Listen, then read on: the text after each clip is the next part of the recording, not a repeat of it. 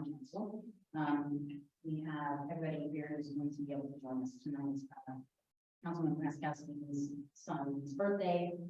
They both fell, both his kids had Monday birthdays, a month apart, happened to be on council meeting night, so he is just not able to speak this night. So we call this meeting to order, and are there any changes, corrections, modifications, agenda for this evening?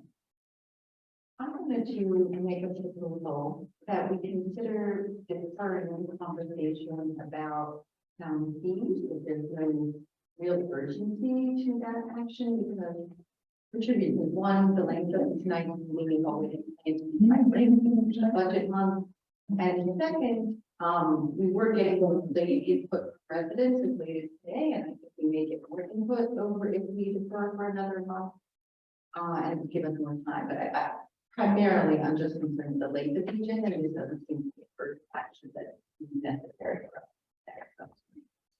Assistant Manager, would you like to take that? I see no objection to holding it until the May meeting, if council wishes to do so.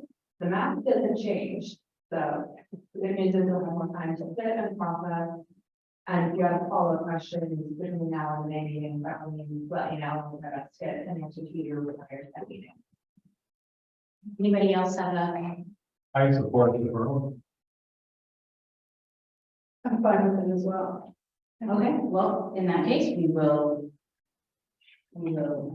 get rid of unfinished business with proposed changes. Thank you. Thank you, Ruby. Bring it back in May, correct? Yeah, yes. Anybody else want to take stuff off the agenda?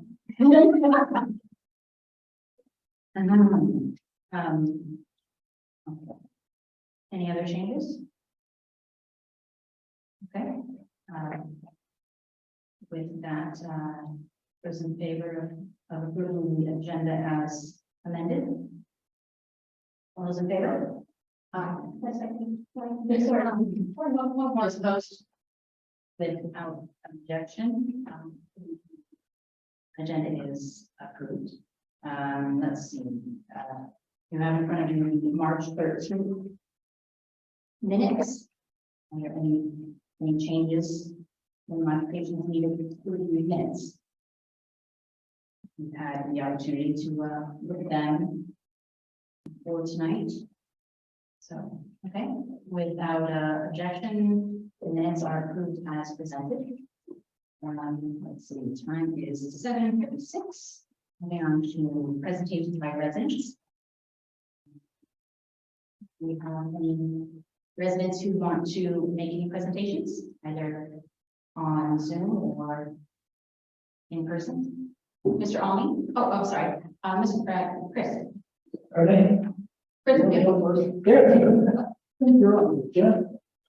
I just simply came as a result of a letter. Come on over to the mic and tell us your name and address. My name is David Allen. I live in 1106 Kenilworth Avenue, Garrett Park, Maryland. I've been a resident of Garrett Park for 62 years. Former council member, president of the Citizens Association for 9 years. How's that? Thank you.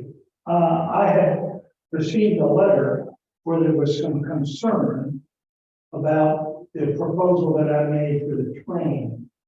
I must say that initially, I thought it would be a wonderful idea to have a train that ran all the way around the lobby of the post office up top. But that meant, and I spoke to your husband about it, building, who's an expert on trains, model trains.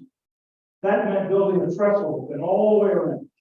It just seemed to me to be out of sight. So my proposal, as I presented to you, was for a fixed frame, G gauge, and it would be on the ledge of the balcony. And I might tell you that from the balcony down to that ledge is that far. So to reach over and grab a train, Will Chamberlain couldn't do it. I mean, you can't do it.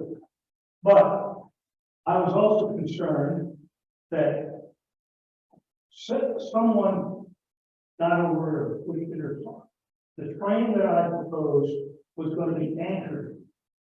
Each car was going to have it through to an L-shaped piece of metal and to the floor, so that it couldn't come up, it couldn't go off, it was fixed. So if that was a concern, then I don't think there is a concern. And since the last meeting, when the budget was something like $1,500, I have located an almost identical G-gauge train that's used. I went on the internet and I found a train for $246. So great savings. The only thing that I put in my former proposal was that I would do all the installation. At 84 years old, I don't really do real well on ladders. So if I could get Frank and George to help me install it, I would be down there helping do it. But not on a ladder. I don't know how to. We want you to stay Well, on. they also make these, rollable wheel. Yeah. That's. No, I'm saying, you want to. I'm not getting on the ladder with you. Thank you. So, but, and it could go just exactly like I proposed, although I hear there's a possibility. Could be a movie back and forth. I didn't know that was possible. Thank you. We have, it's scheduled to come up, later in the meeting Yeah, to share them. Thank Okay, you very much. so you don't need me to? Yeah, thank you very much. Thank you. Appreciate it. Thank you so much. Dave, I'll be happy to help. Uh, I'll be happy to help you. Thank you very much. By the way, let me leave this with you. Are there other residents wanting to take presentations? Please come on, sir. Yeah, and. First of all, we possible one place in my home religion. You're a new Yeah. So I guess that most of us were here in the development. And I'm just excited that Greg Newman is ready to do this week. Well, it's not approved yet. Oh, well, let me say that I hope he will be ready to do that. That alone, on any potential architect, he will be able to get the plan. He's done exactly this restoration of the historic building, Garrett Park and Legacy. And I strongly think that's what is envisioned here. So I urge you, I don't know what the alternatives, but I urge you to, find Mr. Lee. There are a lot of people in town who are familiar with him and work with him. I do hope, however, that you also establish a separate committee task force to oversee this job. I can't speak for the historic preservation committee, but we discussed it again at our last meeting. And I know the committee is not well suited to do that. Lots of historic preservation expertise, a little more now architectural and engineering. I know our talented and dedicated town staff would also be delighted, but also doesn't have that specific expertise. Stephen does, but you have to speak volumes in terms of the amount of time we would have available. So I strongly urge you to do something analogous to what was done at Penn Place and establish a citizens committee specific to the renovation and restoration of this structure. But if you determine to go with Mr. Eden, I don't think you could find a better person to do it.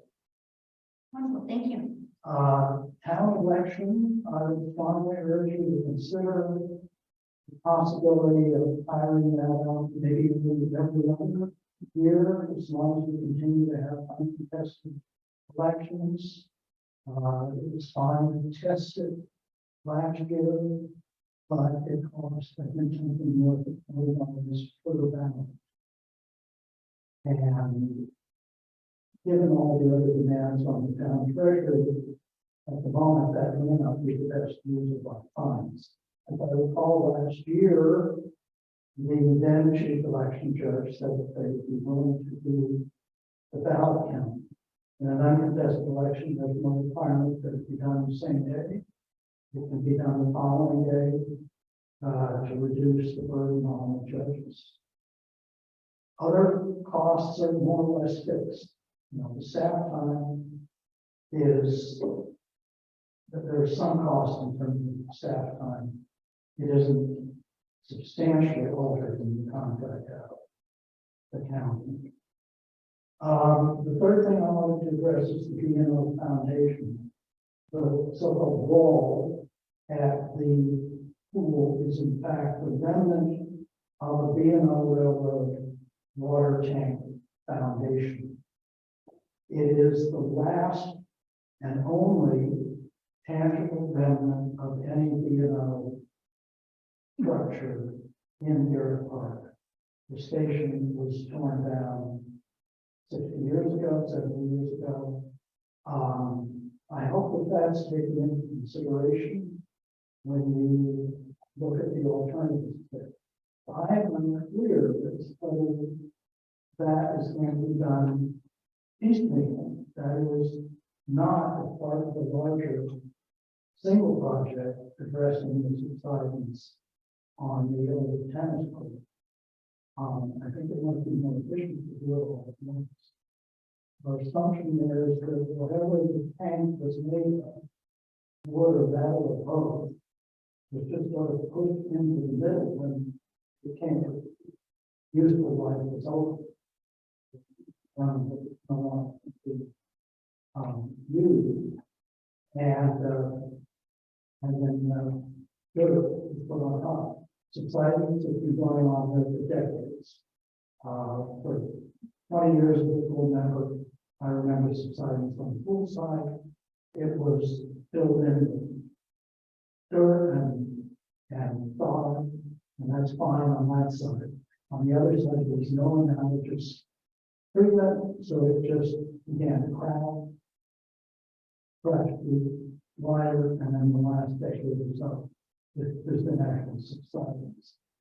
Seems to me to make more sense to treat it all at once, and perhaps remedy the underlying problem for both sides all at once. In any event, it has to be done after the pool is closed, at which time the pools are covered, so that taking down the fence would not be as much of an issue as it would be at other times. So I really, the staff analysis of the technical historical constraints on doing anything there is absolutely right. You can take it apart and demolish it. But I think just in view of the town's historic ties to B&O, it might be nice to retain one physical element of the old railroad in town. Thank you. Thank you. Are there other residents who want to make presentations? No? All right, well then, let's move on to the town manager's report. The time is 7:47. Thank you. Just a couple of comments about the March financial report, which we included in your agenda packet. Year-to-date revenue from real property taxes. We currently exceed the budgeted amount by roughly $15,500. Well, no contained your property taxes. The deadline for doing so the past employment errors are not anticipated. This emerged to change very much between now and the end of the fiscal year. We continue to see aberrations in the timing of income tax receipts compared to prior years. As you might recall, we got an unusually large payment in January that almost knew our company, and then this month we got a couple $100 compared to what we wanted to receive. That's all making projections very challenging. Interest rates obviously continue to be high, our investment earnings are therefore performing well, the 3 months remaining in fiscal year, our year-to-date receipts are account by already seen now, they're $1,000. And then lastly, the should all authorize a special town council meeting on February 27th. We have purchased the $20 to improve operational efficiency. Those numbers were purchased and received in March, and you'll see that expenditure in account 25.0 of equipment. Moving on to the town election. There will be no that will be held on May 1st, and those who are elected will take office at the next town council meeting after the election, which will be Monday, May 8th. I have to see if we require financial disclosure form from all candidates. So the 3 candidates whose names will appear on the ballot are Charlie Weissenstadt, Stephen Paskowski, and Bill Schultz. I'm continuing to work with Electcheck and with our election judges on various tasks, including our ballot and envelope design and printing. We have got all poll worker slots and the judges and our poll workers will be meeting this month. Just an update on the contract you all authorized with Garrett, which you know they will be doing work on 4 separate tasks. Kayla and I had a meeting with the firm's representatives on April 3rd, which went very well. I did want to share with you, which was not in my report, it was new information we received today. They will be commencing both the speed studies and the traffic counts this week. So based on the schedule, Kayla and I discussed with them on April 3rd, everything seems like it will be on target for the firm to present their findings and recommendations for tasks at the meeting on June 10th. A few other things, the website. I just wanted to confirm, we talked about it, I just want to confirm it's what they're going to do, the timing, the starting this week. What kind of hours are they going to be doing? They share the plans to. Yeah, they're going to be collecting the speed data beginning tomorrow through Wednesday, and then they will be collecting intersection counts on Wednesday and Saturday. Okay. And so what you will see is some equipment out that are taking will be involved for disruption to residents. Thank you. And as I was saying, things are moving along on the website. We're working here with here out that be on top of it and everything's on track for us to meet the transition deadline. And so with that, I'd be happy to answer any questions you all have. I appreciate the maintenance staff activities section of your report. I know good stuff. They are hard at work planting trees. They started doing some work last week. Right at it again today and we'll be back at it tomorrow. So there were 2 dozen trees in the project.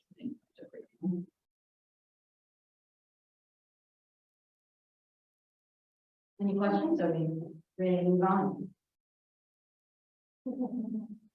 Loving this, 7:51, we move on to the adoption of ordinance number 2023-2, the fiscal year 2024 budgets. And Matthews, or This ordinance was, as you know, introduced at your meeting in March. I did want to just highlight for your benefit as well as members of the public, since the introduction of the ordinance on March 13th, there have been a couple things that have transpired that have sort of triggered what I would recommend as far as modifications to the ordinance before adoption. There are 3 specific changes. The county executive released the budget on March 15th. That proposed budget reflecting the municipal tax implement.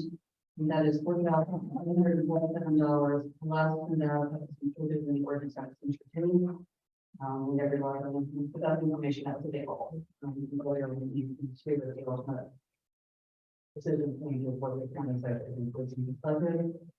Also, at your last meeting, you all directed staff to include funding that enable the town and its committees to conduct surveys to obtain community input. You'll note in attachment 2 that funding for account 11.7 IT operations is proposed to be increased by $1,000 with envisioned as a team advantage plan subscription and survey money.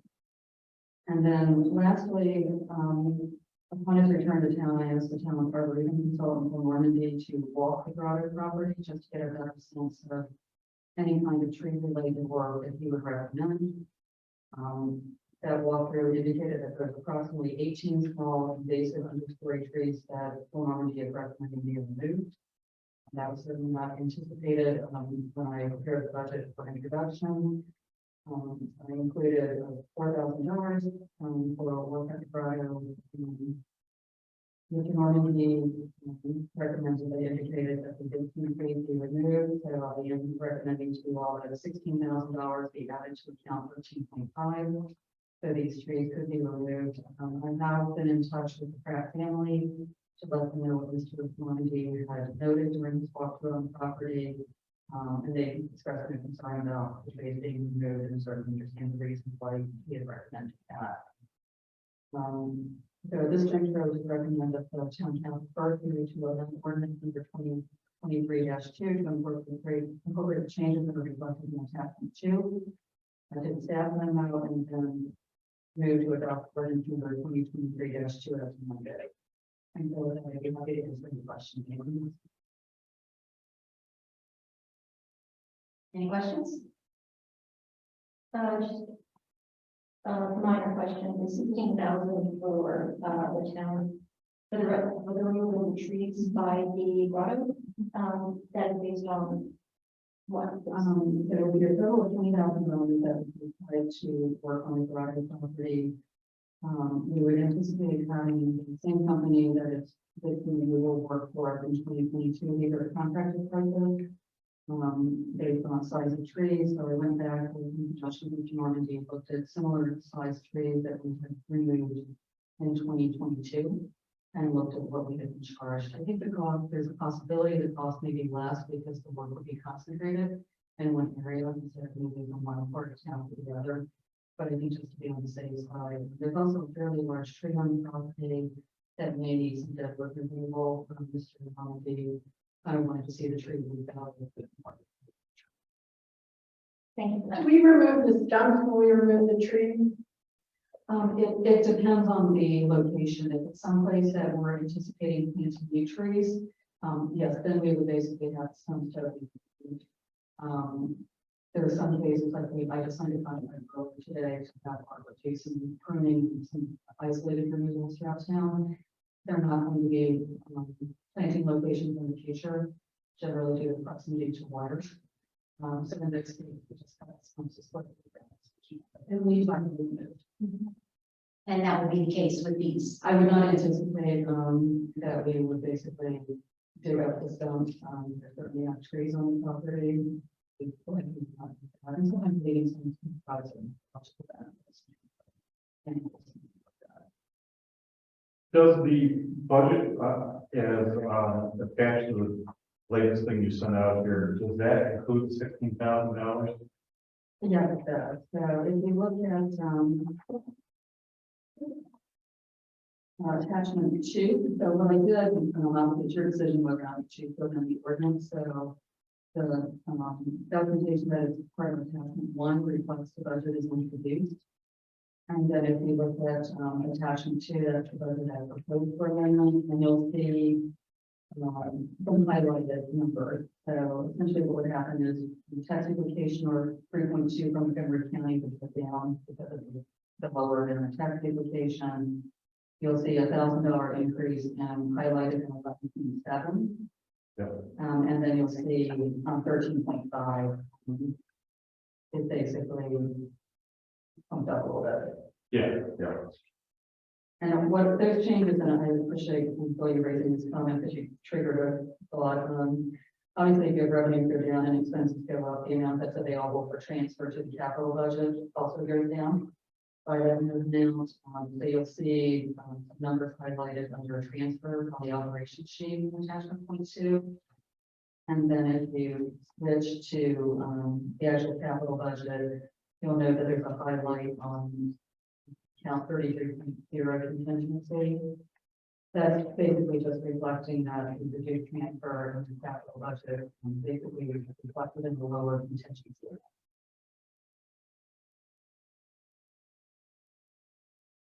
I have a question, please. Did you include in the original budget the other costs, like I don't that would be involved in the transfer of? I think not specifically, I believe a lot of that work would actually be done by June 30th.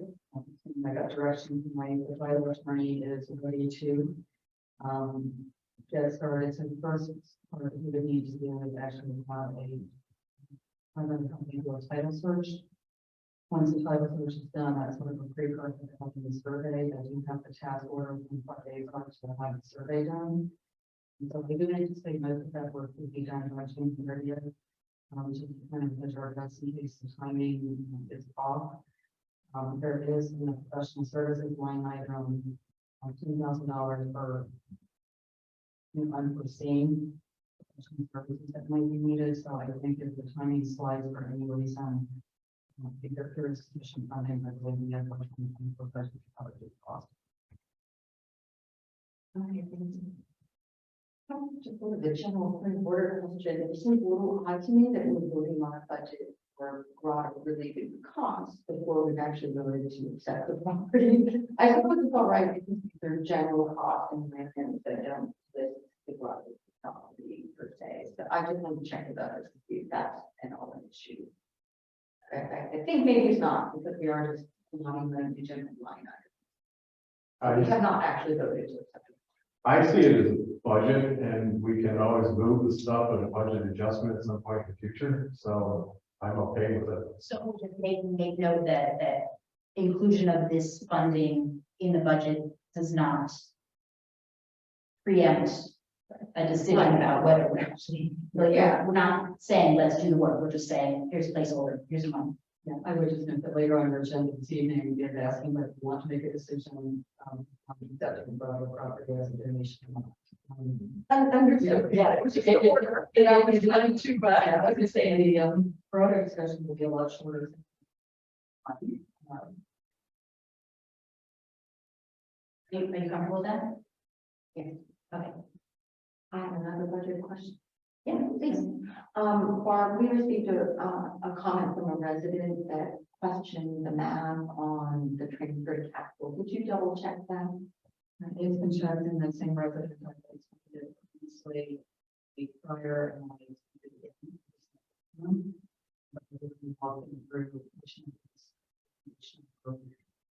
I'm really interested in the questions. Okay, so you're confident in the transfer. I'm very not sure.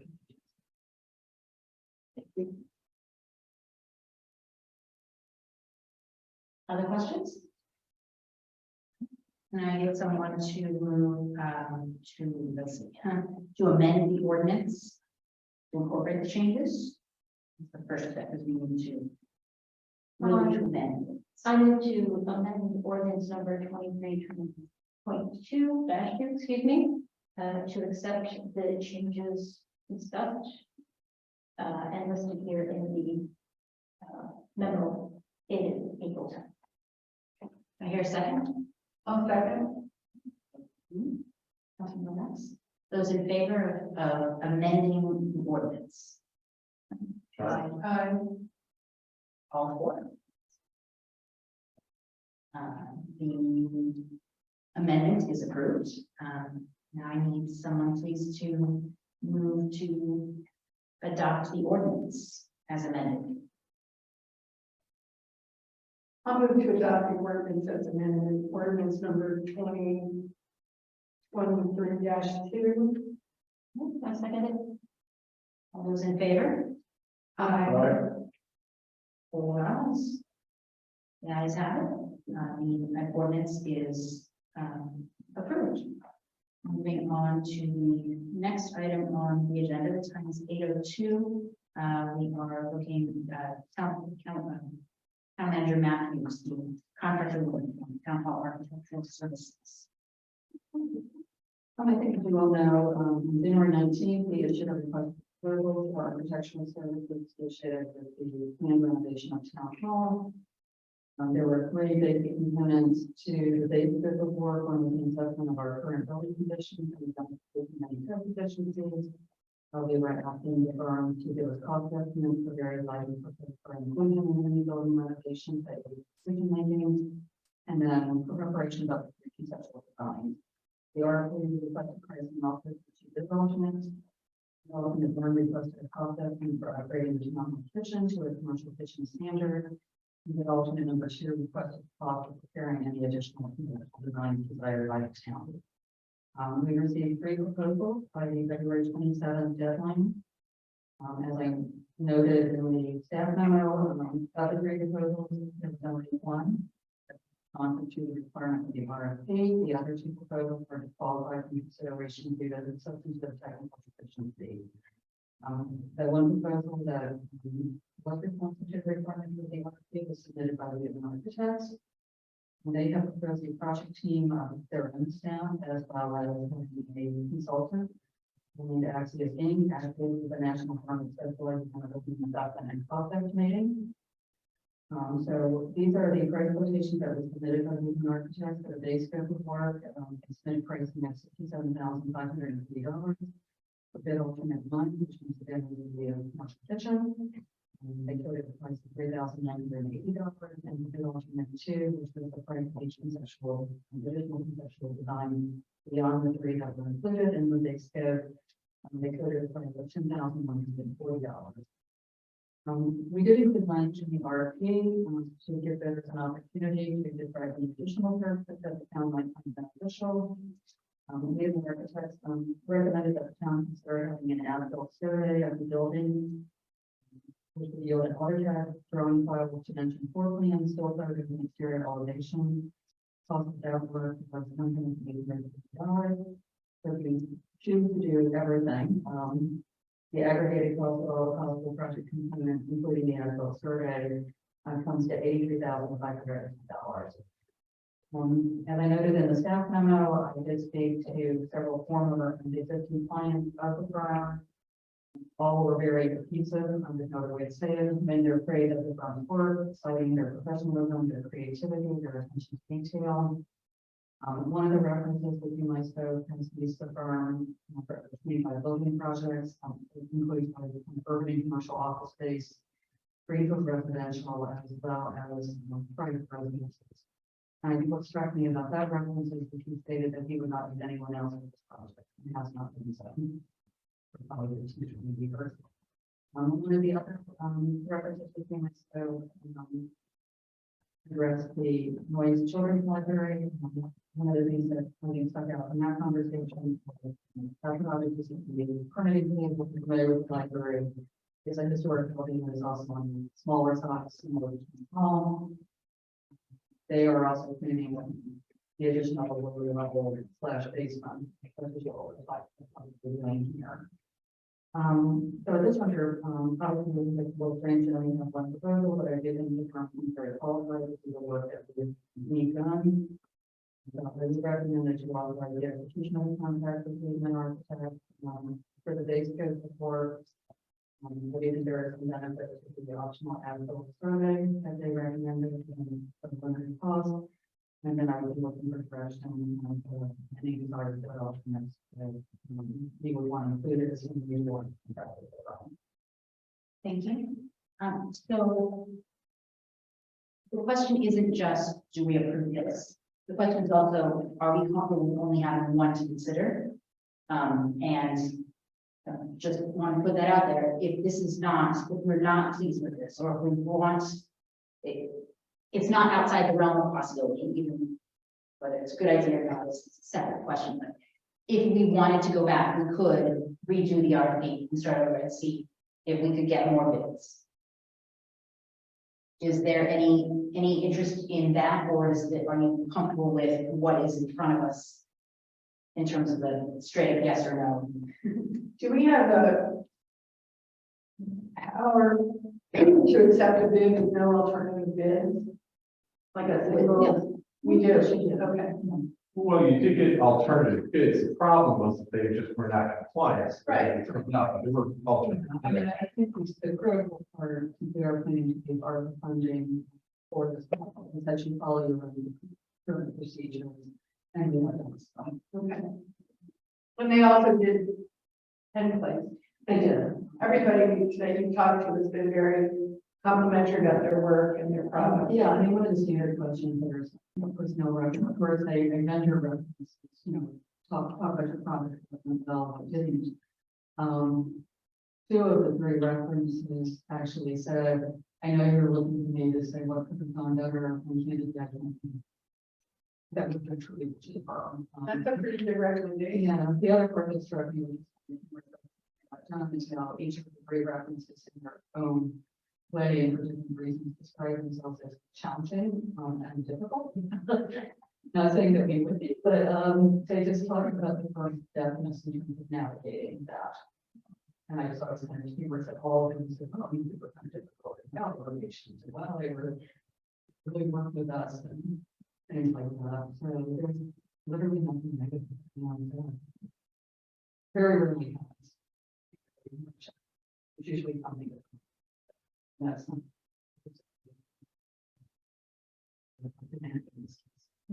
So is there any concern and any desire to go back to the drawing board and see if we can get more bids that are compliant? I'm fine with what we have. As a matter of fact, actually, it's gonna say to add Barb's comments just briefly. The fact that they're doing noise library, which is of course down the road, is a small building. And it looks like they've got similar objectives for that particular building. I mean, they're close. I think it's a definite plus. And I'm happy with proceeding forward with this. Considering this one. Yeah. I agree. Yeah, I agree. I actually think receiving two non-compliant bids is part of us having considered it with a confirm. Okay. Yes, not, I just want to put that out there as a question as to. Sure. No, I'm glad you did it. I have a question. Yes. Barb, could you remind us in the scope that we published the bid alternate two, because the way it's written in cost for each additional concept design. Did we specify in our scope more than one or just one or In the base, no, for the bid alternate two? it was for each additional conceptual design. So there, but the base is for tab 3. The base is there. Tab 3. So the base would have three and that would be included in the base contract Yes. amount, and the alternate two would be if we wanted more than that. And did we specify any others that we were considering? I think that's probably, that alternate is probably one that we just struck. Okay, yeah, that's what I'm trying to understand that bid alternate. And like, may, so basically this is literally how it reads, alternate two. As noted in section 2, the scope of work requires a consultant to prepare up to 3 conceptual designs. The consultant is asked to provide the cost for each additional conceptual design of the town may request. Not knowing where you are going, if you're on the end, but what the RFP also stated is that there were 2 specified, one removing all the greater quantity of audio, one removing the non-historic competition, so if we're facing the building, basically that's what it is. On street view, it would look like what it's chapel. The other was to basically reconfigure the existing space. And then the third was sort of left to the architectural firm to maybe come up with something, whatever that may be that we did not thought of. I thought we're going to remove the back Yeah. with the flat roof and then reconfigure something to be designed for that space. Yes, and actually facing the building was to the right is actually. If you look at old pictures of the chapel and you look at it from the street view, there are none sort of addition to the front of it, to the side. That was the bathroom. We have that little cutout in front, but I'm talking about the back. Right, and I think part of this, right, and that was specifically addressed in the RFP, that there was a desire of maybe having the building that Jill talked about, look from the street the way it did back in the 1800s, but basically doing something different than that, that would be kind of making up for the place. And removing the existing addition. Correct. Okay, And and then that's, and that's part of the Base. base. Okay, So to confirm, so the 3 concepts as part of the base, one is architect's choice. Another is, getting back down to the original footprint. And then adding on, like getting rid of anything, all the non-original additions. It would be. And then the third would be maintaining the current footprint, but reconfiguring the space. Yeah, so here's literally how it goes. There are three conceptual designs. One conceptual design should reflect the reconfiguration of the current building footprint. The town is also interested in exploring options involving the removal and replacement of non-historic additions to the front and rear of the existing building, possibly with a newly constructed addition with egress to the rear patio. Right? Yep. And And then the third, I've got, as we stated, the third conceptual design would consider newly constructed addition may exceed the current one. but yeah, it was basically, I think we were very specific about what you all wanted to see, but then there was a third. What else do you want to see? You're giving the architects some flexibility. And I guess the town could have some flexibility by exercising the option of another concept, which is what you have behind that. Correct. Is that is alternative two? Yes. Yeah, I think sometimes what happens is that, someone comes forward. my experience, Someone comes forward, they show you something, you look at it, kind of work without the words, you say, gee, well, what would it look like if we did this instead? Whereas you're trying to provide you all. You know, I can confirm this with the firm, I don't know that you necessarily have to. Accept building bid alternate two now, but you don't have to do it. But it was basically that up front, delineate what the things would be if we were to get to that point. And I was surprised with bid alternative one, and I might have missed the meeting, but to pursue the cost of a commercial kitchen. I was really surprised because of the, Well, it's a cost for them to tell you what the commercial kitchen would be. So this is not saying the commercial kitchen would cost that amount, it's for the firm to actually do any work. no, I understand that, but I guess the point is that somebody on this committee thought that it was worthwhile to pursue a commercial kitchen. Yes, and I'm gonna stick with that, and you guys, Agreed. you are the greats to vote, but the reasoning for this is that, this is the building that does not, or that doesn't pay for itself. And, if there's a way that we can figure out a source of revenue that could help us with the upkeep and help us with maintenance, that's my idea was that a commercial kitchen could be a good source for that. And, I think, so I would support that. If you all don't want to consider that as an option, then we nix that for it. No, I fully support it myself. I think it's a good idea. We're just looking right now. Yes, it costs a few dollars, but we're just looking. Yeah, I agree with that, but definitely, it's an interesting, aspect that would, as you said, that benefit the upkeep of the place. And something that has, value now and in the future. And definitely. So you think you're going to lease it out to a caterer kind of person? When several years ago, when I was, business, ice cream business, Right, I was looking for commercial right. kitchen space. And it was several $100s a month. Yeah, we Yeah, rent yeah. commercial kitchen space. So this is the one thought was that this is potentially a way that we could both encourage local small businesses and at the same time have a better kitchen for our own use, but then also get a little bit of revenue, and that it could be something that could be done in a way that would not include other simultaneous uses. Okay. And the way I looked at it was that there were times I know in the past, with the nursery school and other events where it would have been nice to be able to actually cook something, but technically you're not supposed to unless you have a commercial kitchen facility. So I think this will give us the flexibility for cases like that, where you might not actually cook something. It's just the cost and the burden of the inspections and the licenses that are required to do this, and the cost of doing it, you'll see what the cost is, but it's gonna be substantial. But finding out what it is probably gonna. I'm comfortable with that as well.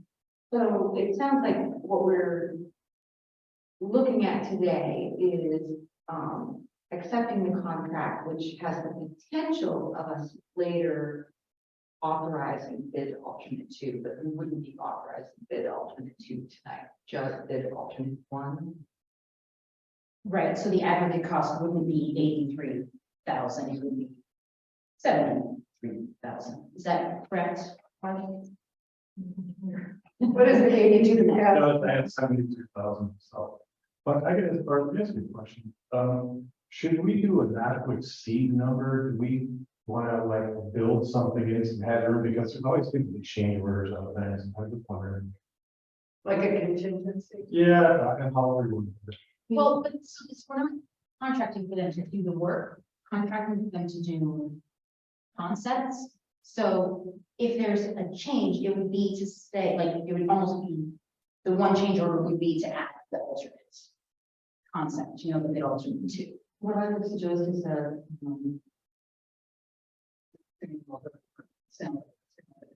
basically, the RFP would be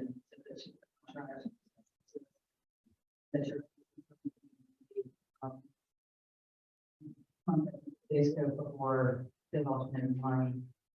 Not sure where you are as the survey so we would delineate those things and then basically they would have to close the chronicle, just have some language that can be done, but the town will choose one additional concept. This would be the precedent that it would be. I think that would have to be that to you all. This is not appropriate money, but that's what they want. I was thinking of, sorry, I was thinking of, they didn't mention structural engineer as they came in and said, oh, we need to. We've looked at it and we've decided that we really should hire a structural engineer to help us better price this thing out. You know, I think if they did this instead, if that came up, I think that would be a contract amendment, which under our procurement require anyway. So I don't think you need to do that. Question regarding bid alternate to, forgiveness from like, why is it that we're not going forward with that part of it? That is done. Well, because there's not, we're getting three concepts. And at the moment, there's not a need or a request for anything. What I would envision is that they complete their work, you would look at whatever the three concepts are, if there's something mixing and matching with something different you want to see at that point. Then we would try to alternate, you have to do additional work, but I don't know that we need to do it down to these what they actually if there's something that we would actually be satisfied with. Unless the whole goal of including that in our RFP is that there's a set price. So, just to clarify, at the end of this, they're gonna come back to us with these proposals. And we're not obligated, you know, let's say we like all three, you know, we have a debate as to what direction to take it. But we're not obligated to use it as is. So if we choose bid number, you know, concept number 3, whichever one is concept number 3, we say, we really like this and we're gonna go with this, but we're gonna make changes. And we're not stuck with that exact thing. Correct. It's only conceptually, if you're like, oh, wow, we really like something completely different. That we would want to invoke this bid alternate to. Thank you. So that actually goes to people's comment about better contingency or just in case money, should there be need to make any change, presented from it. I mean, the other option, I would say it's less common, but there's certainly nothing wrong with it, is to have the contract be and not to exceed that anticipated state of conceptual drawing. The contract would say they're not to initiate any work on a conceptual drawing. That's an option as well, but that's a good market. That's not a given in the RFP or after RFP, anyway. I would think so, but I think if you're gonna have a contract, I think not to exceed amount. I think you want to make sure that it's in the contract, not to exceed the base scope of work, the as-built survey and bid alternate one. unless specifically directed to do so. So belt and suspenders. Barb, Um, can I ask a question? What is, so are you asking the approval of the contract for 83,510? And what is that number include? The 83,510 figure Yeah. includes the base scope of work, Yeah, bid alternate one, yeah, bid alternate two, Yeah. and the optional, which is not, this is a additional service that they suggest that we might want to consider the as-built survey. the 1850. Right, correct. So if I add that all up, it'll come to 83,510. Yes. So do we, if we don't currently want to invoke bid alternate two, do we approve it for 73,400? Or do we approve it for this 83,500 just so that it's in there, or how does that, what's the best way to do that? Either way is fine. Because I've seen it in both ways. So I believe if you feel more comfortable, authorizing a not to exceed amount of the, 8,000 and some change, just in the event you do want to work consumption design, I think that's fine. I can work with on the contract language that would just clarify what, what we're contracting for now, and that the additional funding is just for even some flexibility. Is there any chance that they would, change that? In other words, should we lock in the cost of bid alternate two right now with your big Yeah. escalation or something? Yeah, I cost some contracts. For this piece, this amount, this piece, this amount, this piece. The not to exceed amount includes then a potential for conceptual design to which the town is not committing to at this point or something to that. I'm sure we'll know better than that, but That sounds pretty good. I just think some clarifying language, that we're not asking them to, it's going to be under our voice design this time. Right, and by the way, I was thinking it might be better to lock it in now so that they couldn't escalate the price later, or is this firm fixed for like a year or something? Yeah, I mean, I think I think either bid is locked in. When I talked to Greg Newman last week, just to clarify how much time he got once he's given it to proceed. It's approximately 3 months. Oh, 3 months for, From the time he decided to proceed to the time they're ready to present. okay. So I don't think there's a chance of cost escalation, but I do think we can certainly say, have include some language in the contract, that if the town exercises the option that alternate two, the price would be, just basically reiterating what's already in the RFP. And are these, designs including like lighting design, plumbing design, HVAC design, cost estimates for what they're talking about, your Axios, is that a set of standard drawings that we can go get a permit from? These are conceptual designs, so conceptual, any kind of conceptual. You all have this. Right. Ones that Right. Get it out. They're not working drawings, They're not, right? But we are gonna get cost estimates. they are, and one of the questions I asked. Wait, yes. Basically, the elements of the RFP that are cost estimation and the elements of the building assessment, they have to be the same firm, who does, and the qualified to do that. But I was trying to clarify the results tonight, so that, hey, I want to pull this piece out. Because they did, in the proposals and the responses, they were asked to bring things out fairly rarely, in case you decided you didn't want to. Right. And so I wanted to make sure if you decided to pull something out there. So what they did is, which I think was what was intended, is they included the building assessment. If you look at it, where the bid form sheet, but their cost estimation pieces are built into each of those additional items. Right. Yeah, but they were asked to specifically come back with lighting upgrades or any HVAC upgrades that might be needed. So that is all. Great. Any other, what do you all think about the as-built survey? definitely. Yeah, I think it's good to have something like what we started with. I think so. And the way that the laser scan it will come up with a nice, very accurate. Because we've done it at work, it's a really good idea. It is, and I would say at the mandatory meeting, they were not able to burn it. Right.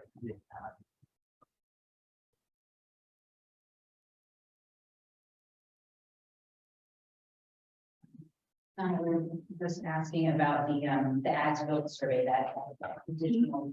Are you, okay, all right. Are there any other? I guess I'll have just one more question. Are they aware of the limitation or the requirement that we spend the money from DARPA within a certain period of time? Are they Yeah, cognizant of that?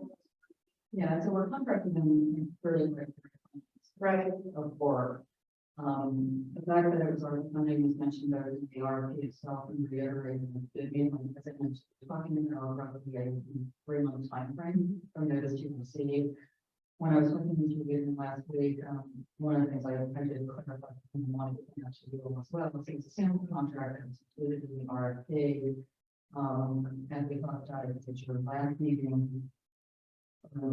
Further departments, guys here to see that we just need to follow our procurement procedures. There are, as we kind of trace everything through, some specific contract provisions, that must be part of any contract that are funding. So I did want to let you know that there would likely be some revisions to the way that we are paid in order to comply with the covenants given to them. This sort of level of contract is to be avoided, so, you know, we go into this contract. So if we approve their concept drawing, this firm could also take it through permitting and complete working drawings. And we will get another proposal for that work, but they're qualified and ready to step in and do it. Yeah, the next step would be that, and one thing I would need to just confirm is that your procurement policy allows you to essentially do a no bid contract. And this is always something that every attorney I've ever worked with an architectural student struggle with. And once you have someone do this conceptual or their information, days and being held To somebody else. doesn't really make sense. It's right, you should have Right. allowable contracting procedures. You know, I would say from those files, candidly getting to the point where you're doing construction drawing, because it's very much as architectural, and engineering to do the same thing.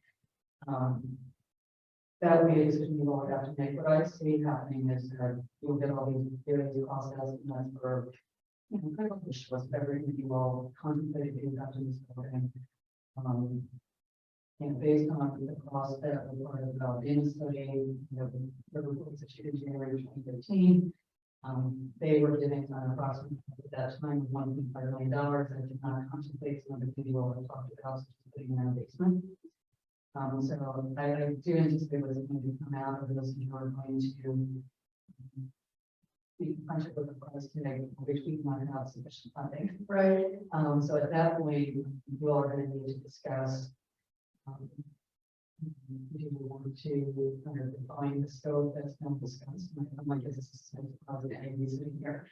You want to try to see other funding? You know, so I think that's going to be a decision point after this. It's done and presented to you, what do you think? To make all these decisions, you spend this money before the time clock runs out. That's my concern. I'm not gonna, you know, there's a finite amount of time spent putting this all together. There is, and I would say one of the things I just want to say, you know, when the director I will roll over this sharing task force. They provide you great flexibility. You all like we have in our policy that chosen a townhouse renovation and renovation of this building. You know, obviously you're not going to be in trouble getting through this initial schedule of work. That's even with time allotted to refine the contract, which you know that you proceed, and you're going to be on time frame, basically getting this work done. You know, the deadline for having the art funds have to be obligated and obligated to each some contract or something. I would guess, depending on how quickly you all actually make decisions in this project is done, you know, we provide that direction, so we are, I know, procurement, probably on both cities, you know, if we wanted to use the same firm again.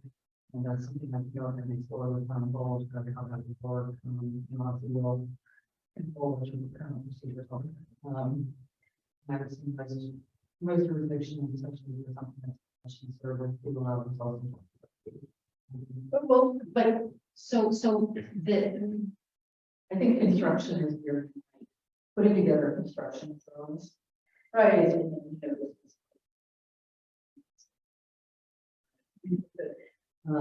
That can take some time. Yeah, right, but if we get further down the road, if we're a year from now and we realize that it's taking us 6 months, 8 months, likely 10 months to You can choose to make a decision, we could then say, hey, you know, we know conceptually we wanted this ARPA funding to go toward town hall, but in order to meet the deadlines required by the federal government, we're gonna kind of play a little shell game with the money, and we're gonna move this money. We're gonna instead spend the ARPA funds on something else so that we can get it spent, and then whatever was otherwise allocated for that other thing, we will put into this. Yeah.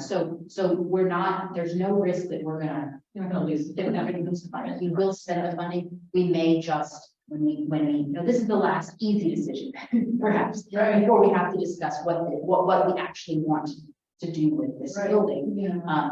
But I think you've got a lot of time to get it to. I get it, that it sounds like, keep saying we have so much time, we have so much time. It's not that, it's, the escape hatch is that we have other things that we can spend spend the money on, and then replenish the coffers for this. Right, I think the point is that you just have to, we have to be on top of this, and you have to start, you know when you're gonna start reaching that point, so that you still have available projects on the books. But I would say the other thing, you know, I was going back and forth with, you know, Ron, as well as the state's consultant, about the procurement aspects and contracting aspects. And you can't do this. One of the things Ron was, you know, suggesting to his clients, you can change the ARPA funds to budget payroll, for example, if you want to do that. You know, I think messaging on that can be a little more challenging than using it for a capital budget, but it's definitely vital. as long as the sources can repay. Right. Right. Yeah, I think. Fine. Even then, they get. You really, you know, 2.5. But you don't really want to walk away from doing some of that.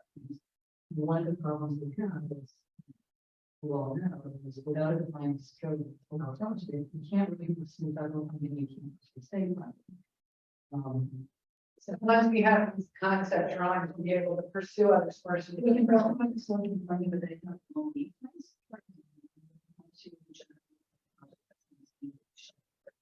Right, And that's where I think some of these people.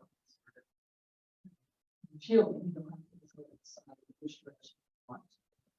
And that's gonna be a tough decision. It's not gonna be something where we get there, these concepts, and then, you know, we make a decision that night or that week. I mean, that's probably gonna be a few months. I mean, I of discussion. You know, for the state funding. But we really need to start working.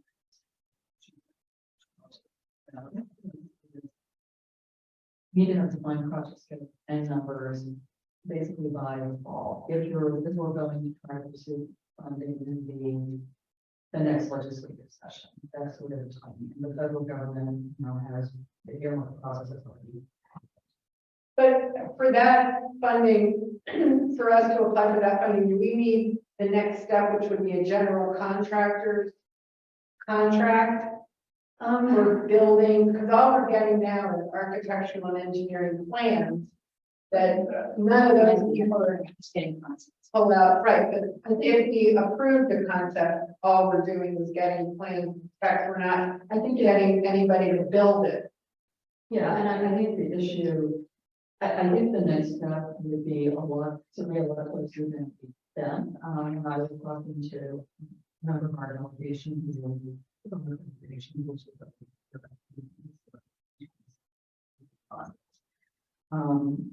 They want to know that you have a defined scope, that you have some basis for the numbers of what you're saying you expect your project cost to be. And then ask you, And then basically to say, yes, what's your gap that you're trying to ask the state to help you? right, I don't think they've never in my experience, expected you to have an actual contractor's bid. Because the Okay. reality is no contractor is going to hold your bid while the legislature decides right, whether or not to give you funding or shelf life on this. right, But I think this next step, if you all get the information and say, we're going to do a project that involves this, and this. You have a study to back it up, you have cost estimate done by a professional cost estimator. That's the kind of information that I would, the congressional delegation or the state delegation wants to see before they prepare some more on the project. So we potentially will get a presentation back in July. Or potentially, Yeah, I think I'll be a little aggressive, but okay, it's, but all right, so we August. And then if we could make a decision by October, do you think October-ish would be enough time for the state delegation? it would be, I was actually talking to a member of our state delegation in October.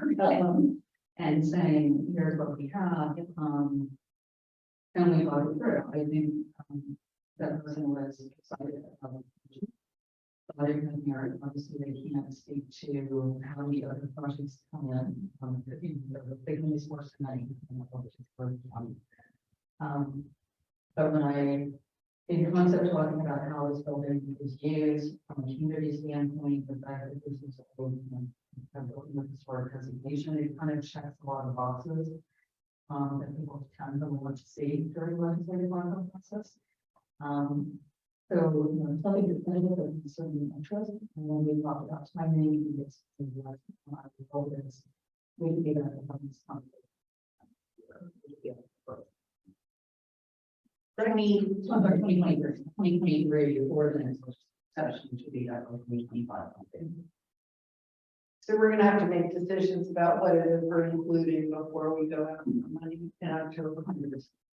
Right, And I think they're fine, just that they go, we can afford this on our own, but here's what we want to add, is the value that it has a personal standpoint and community standpoint. You need to be pointing towards the gap funding that the Boston State and all this stuff. right, Then if I just may, roll call to everyone's memory, the dates that we're working on.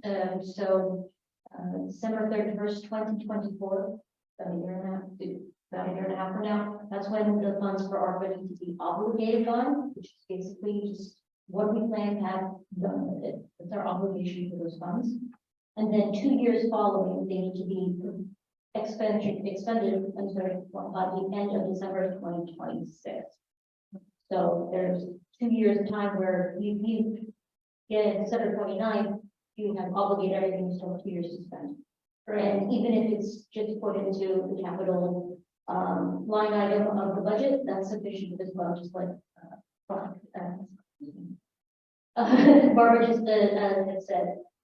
So while it's not a short amount of time, I do not see the danger of not being able to spend this funds. Very good. But the question, who will own the intellectual property? The reason I ask that of these concept drawings is because if we were to go out and bid, even if we, because of procedures required, for whatever reason. I would suggest that in the contract that we make it clear that the town is basically owns. Yeah. Work product. Right. Is there any reason to think that we wouldn't expect it to be different from that? I don't think so. I think my thought would just put it in the draft contract. I don't know if we do the issue, but It's not that standard language anyway. you would think so, but not always. No, I've seen it. Like, we would have a situation.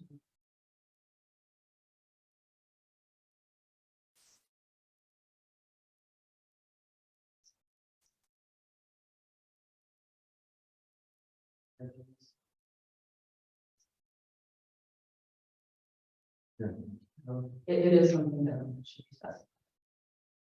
Right, you got that note there?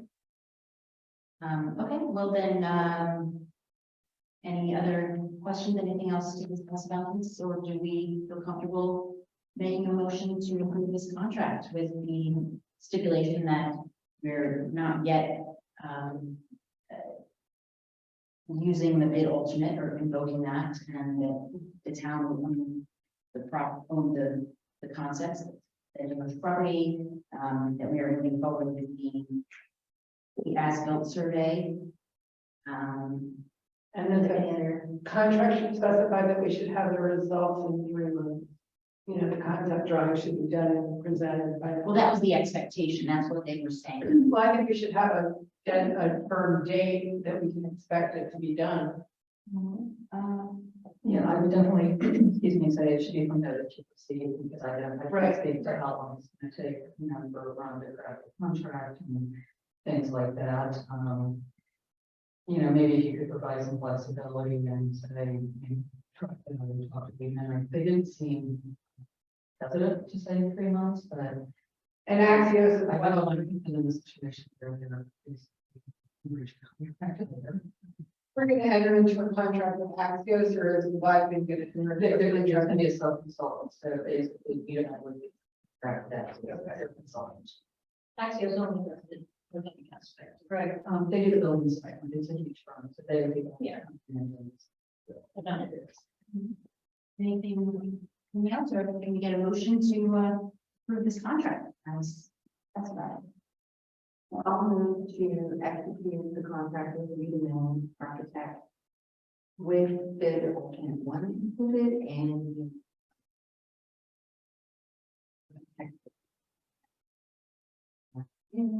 with the specified time frame of completion within 90 days of notice.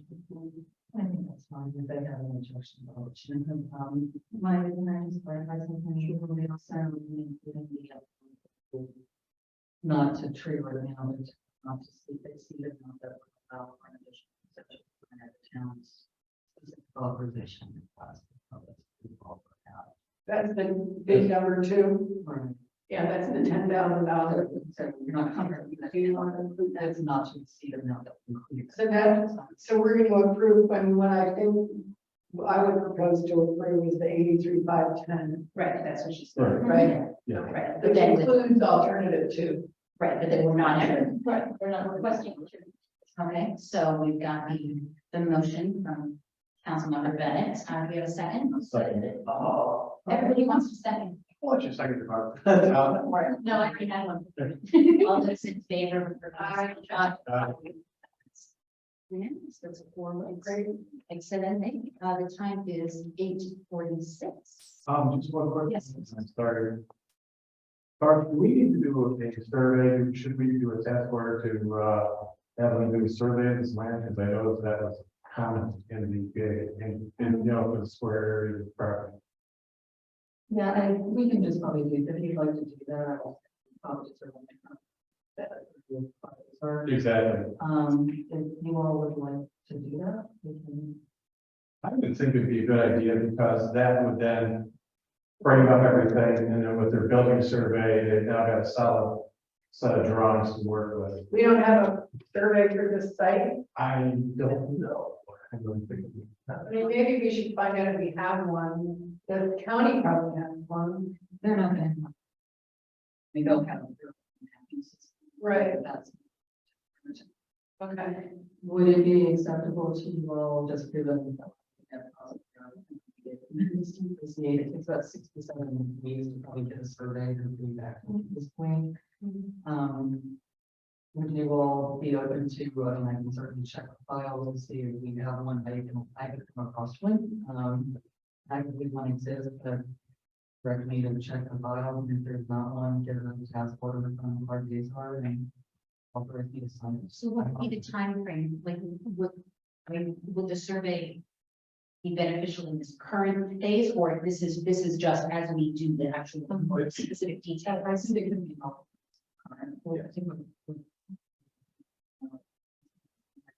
If we're talking about possibly expanding something out back, Right. You want to move the property out.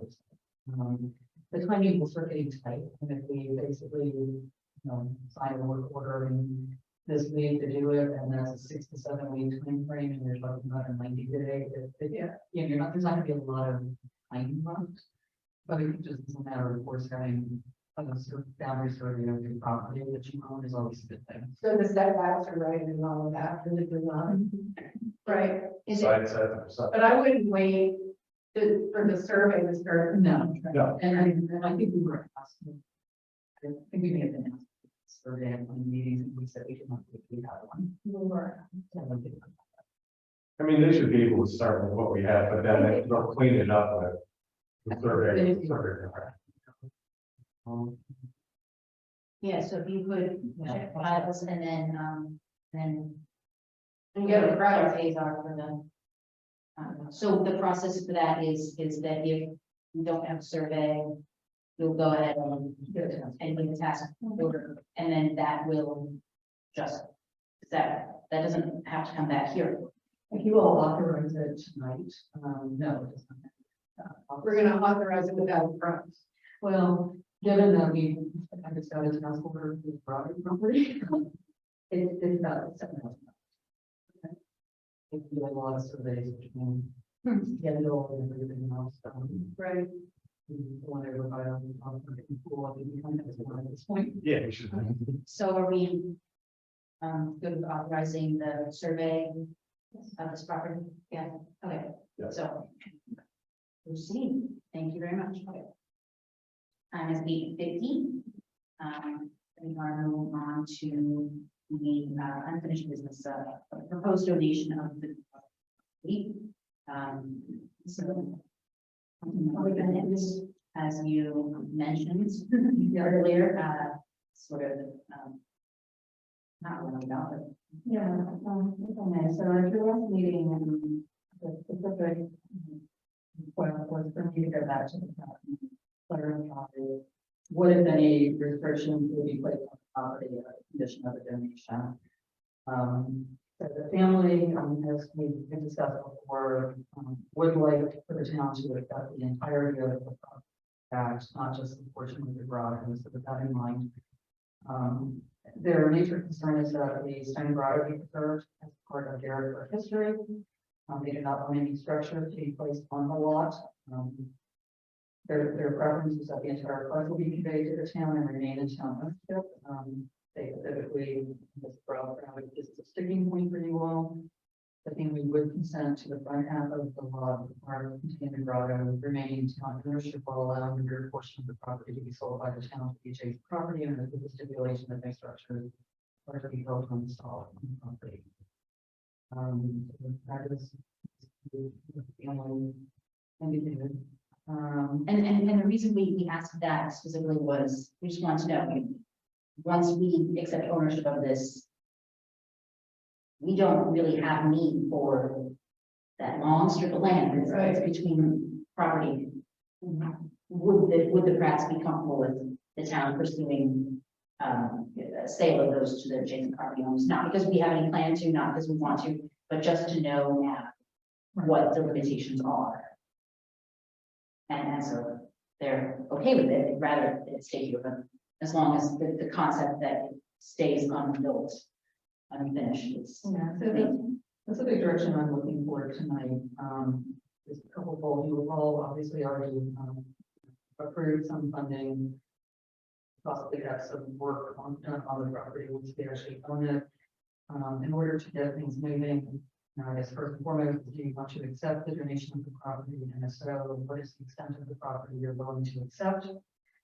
And then I was also looking for authorization to proceed with the survey at the last meeting. We would probably recommend this, that was optional. What I subsequently found out was in order to have title insurance, there has to be a survey on the property. It is no longer an optional thing to do.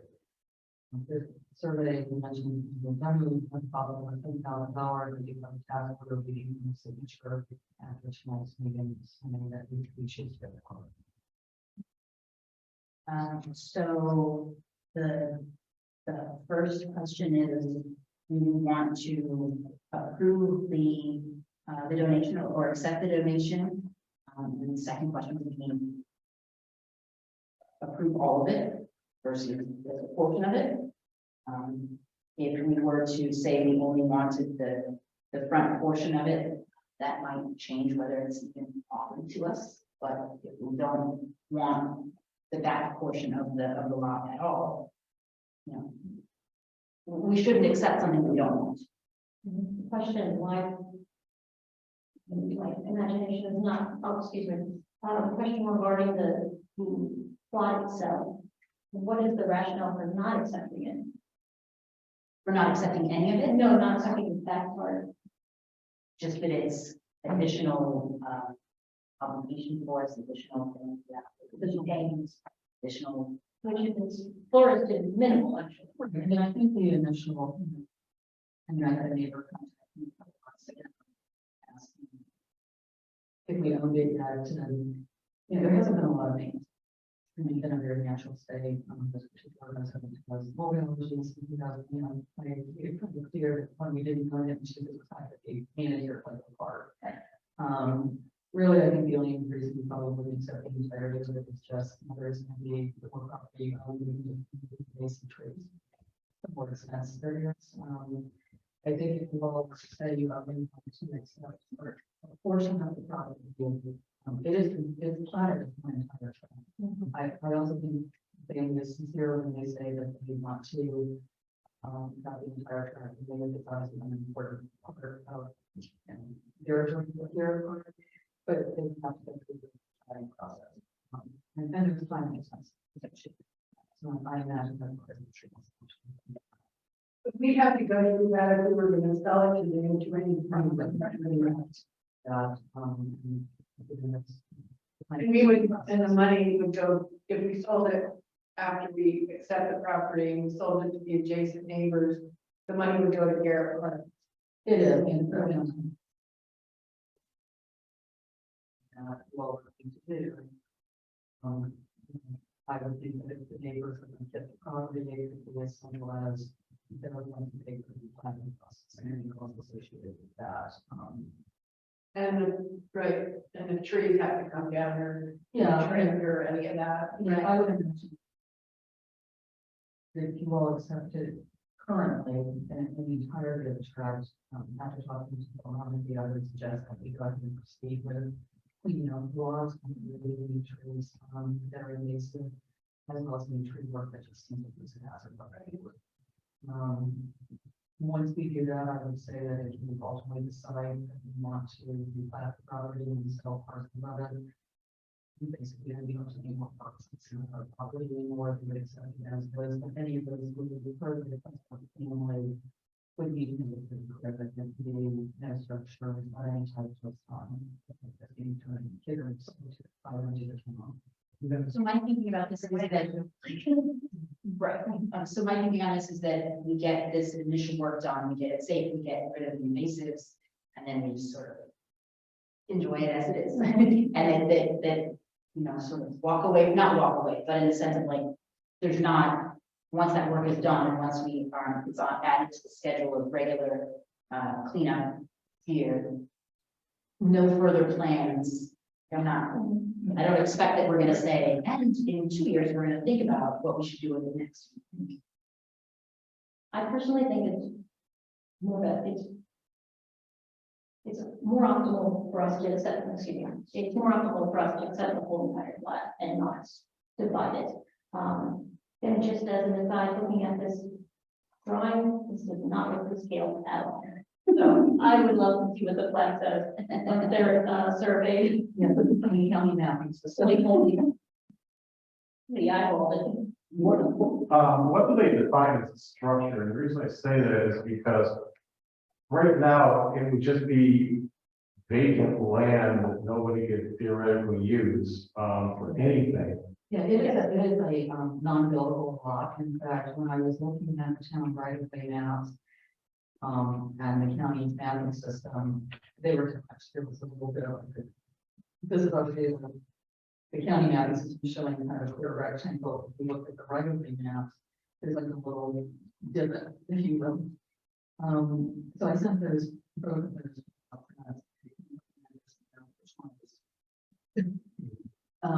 They actually, the town revenue map is no longer current, so there's a county mapping system. That mentioned the property. They actually themselves sold a portion, a little piece of property to one of the adjacent property in the rest of it. Specifically, with the intention of creating as one of the lot. My understanding, they don't want to paint, so they know it's not. I don't think they want to shed, I don't think they want to paint. So if someone, you know, who were to accept this, and then ultimately go outside to parcel off, some of the rear portion of the property. I think those deeds would have their restriction saying no structure of any type or defense. And I can confirm that about that was something understanding through the city. Maybe a bad end report, Well, yes. or bad end report, I think that's. Yeah. Been allowed.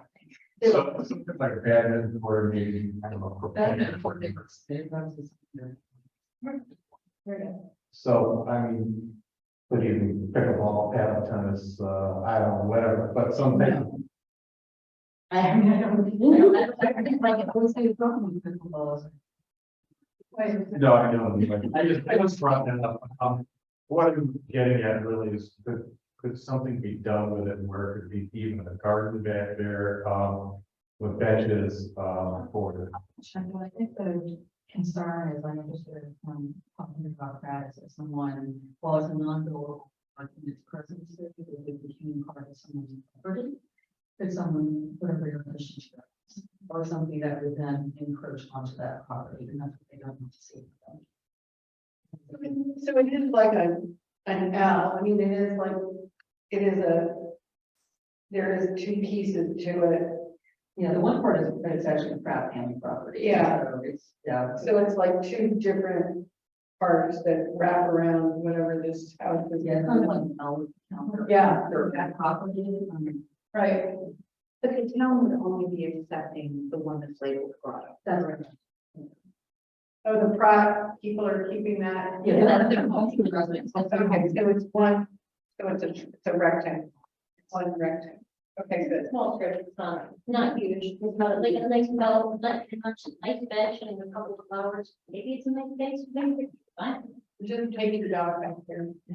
But, yeah, just looking at, you know, what, if anything, I mean, can we put a bench, can we put, you know, I don't think, I think if the issue is just building of some structural building, and I'm not a vendor, so I don't think they were.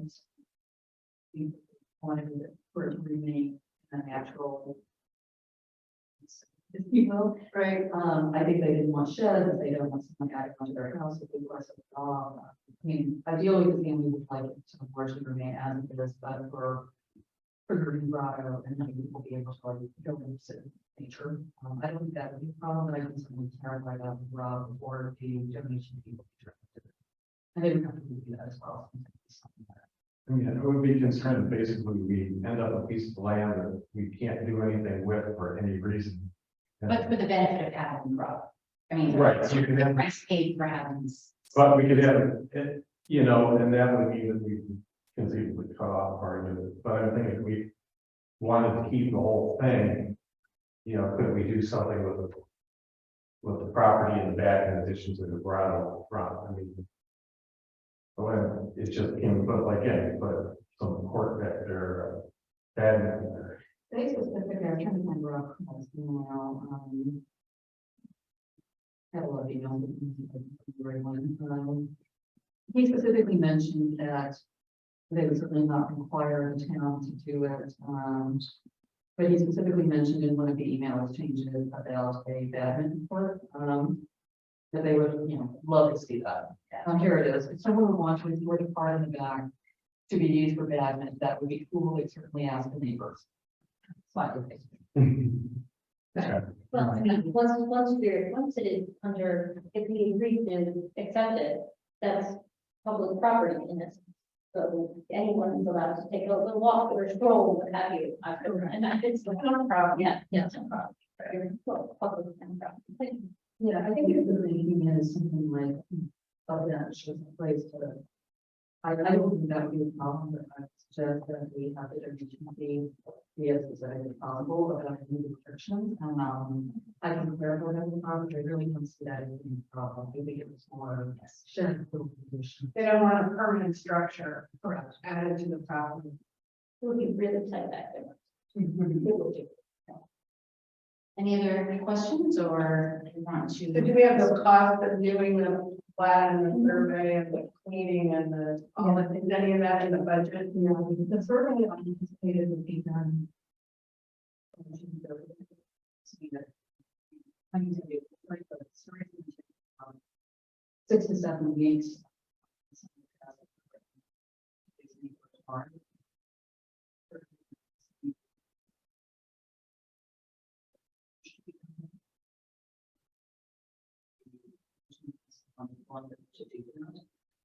So we figure, we've got about 2.5 months to do this year.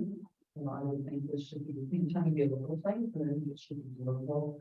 So I anticipated in terms of the carryover from which we should be very, I assume that the, title to these work will be done. Budgeting 30 years and that's the better election. But as I mentioned, there is some look for now, funding and production services to base. But the slides, and obviously we always have a contingency now that you all can choose to tell. But my intention was to try to do everything possible to get into the professional service for that motion career.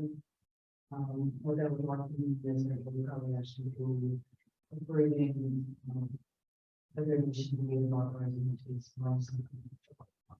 But in terms of this is as a donation, we're incurring costs. So we've got $7,000 for the we've got the title attorney and the title fees. We've got the trees. It's not great. It's not great. So we're looking at about $25,000 or so. Probably right now. Maybe some, I don't know, I'm measuring that, it's like really invasive. Title attorney, it has made it originally $500, it sounds like that would be over classical, and correspondence with them. And then the survey is that's called, basically $7,000. So about $32,000. It's roughly somewhere between $32,000. So I think it's obviously, in order to even get to the point that we can accept the property donation and go through that process, at a minimum, we're looking at incurring cost for these. Grundle, I appreciate this, you basically said, well, this is something that you that have someone who does service law. And there's a cycle attorney and you actually recommend. Person that we will be using.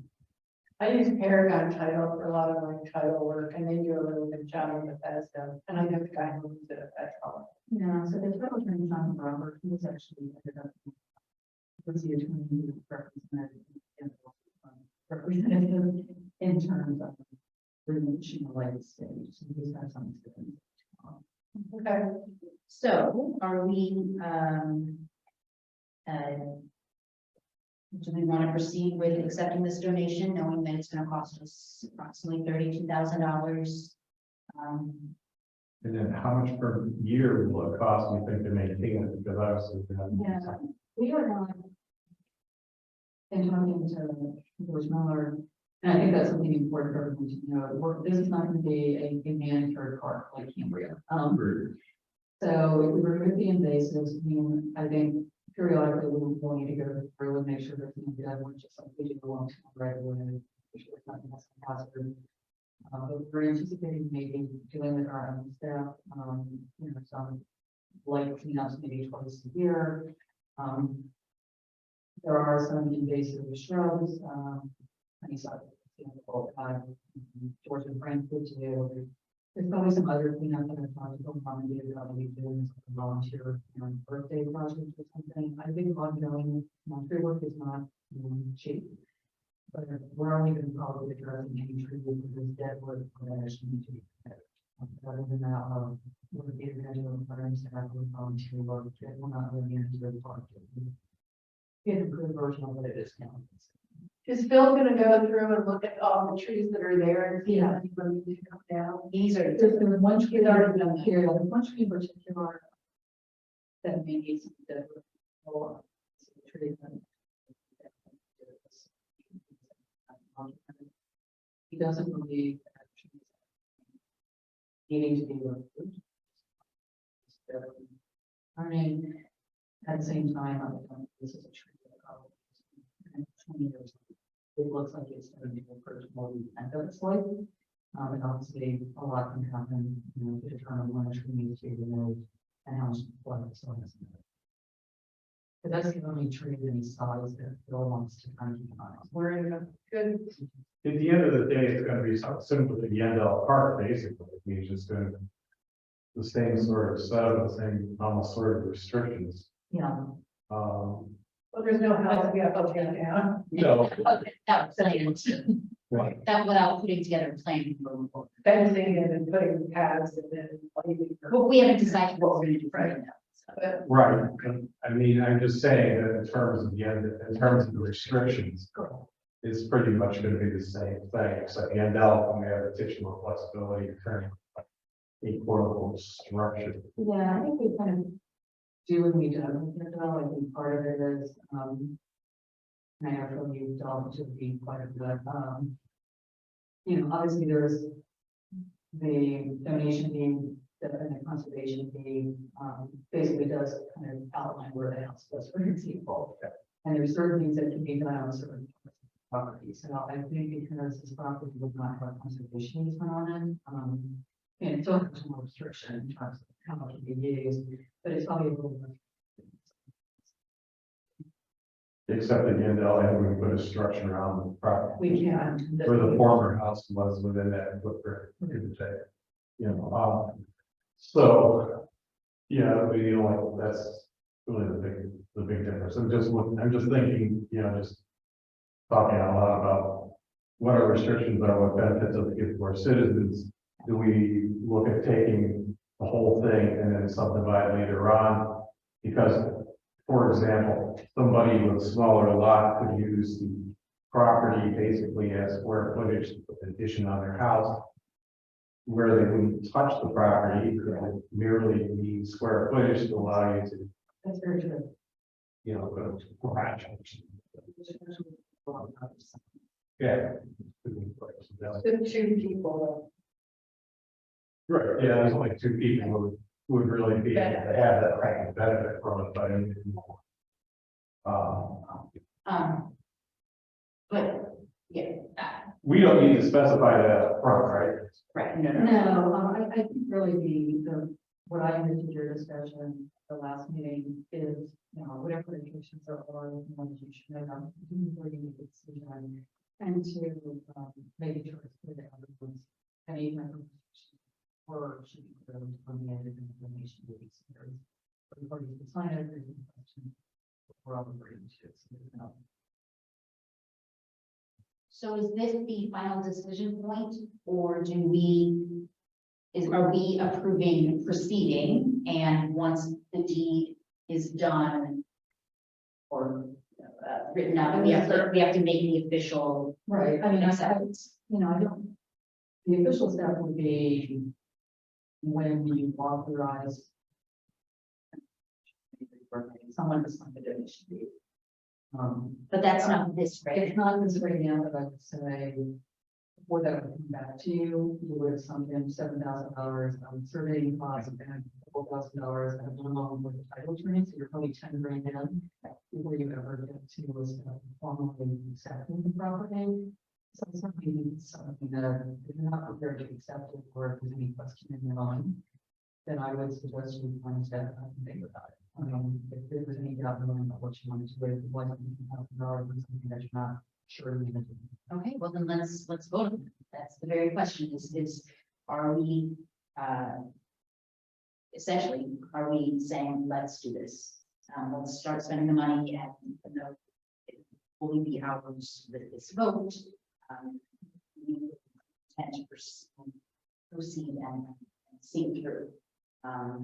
Anyone want to make a motion to accept the donation of the Grotto property? I think, oh, sorry, go ahead. No, I was gonna say, I think we're accepting spending the money to prepare for the donation. I don't think we're going to approve the donation, accepting the donation now. Accepting the donation form, then I'll give money to it. Yeah, I mean, I would propose we could, authorize it or vote on an intent to accept the donation. Correct. And spend this money. Because the actual donation acceptance will be at the signature. Right. We could authorize the mayor to accept it. Right, but are you saying you only want to proceed with these initial steps and you want there to be a backstop prior to a signature, or is this? I personally think the town should accept the whole property and we should express that intent now. That would be mine. I concur. Okay, Yeah, I agree, and we should spend this money to prepare for the acceptance of the deed.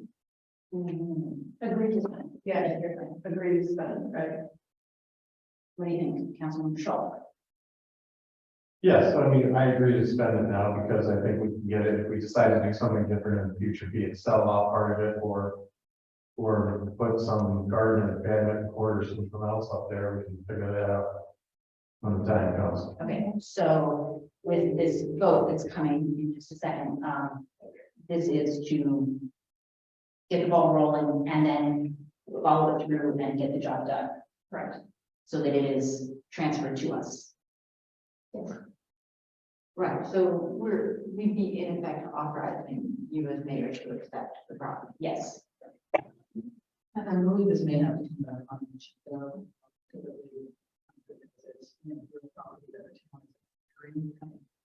What I did, I mean, it's, yeah, I think it's. What I'm hearing you saying is that you're authorizing me to proceed with, having a survey prepared and whatever is necessary. Using the title, I want to hearing that the information be, whatever other steps are necessary. Your precursor step to accepting the donation of the entirety of the parcel. The expectation is that it will continue to move, even if it has to come back for. I was saying, I thought the motion was to do kind of both, accept it and then use the funds to proceed forward. Is that the same correct opinion? Yeah. From what I just understood what you said, Barbara, because of some regulations, we'll have to bring it back up to the board. I'll double check that and I think,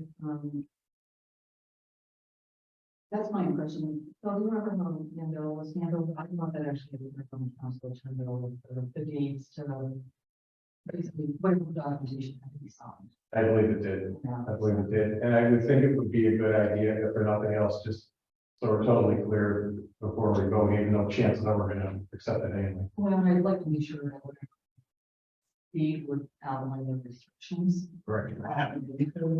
And I, you talked about it in concept, I will follow up, perhaps there's something like seeing in black and white.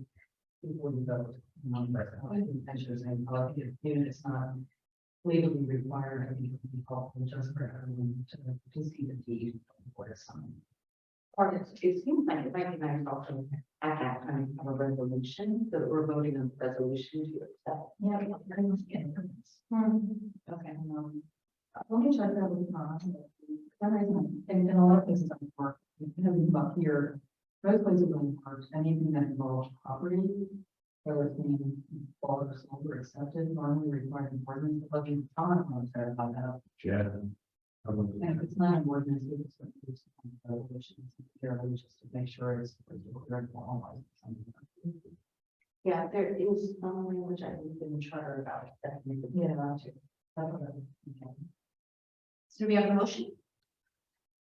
I move that we express our intent to accept the donation of full property and authorize the town manager to undertake initial survey and legal work necessary to prepare us for that.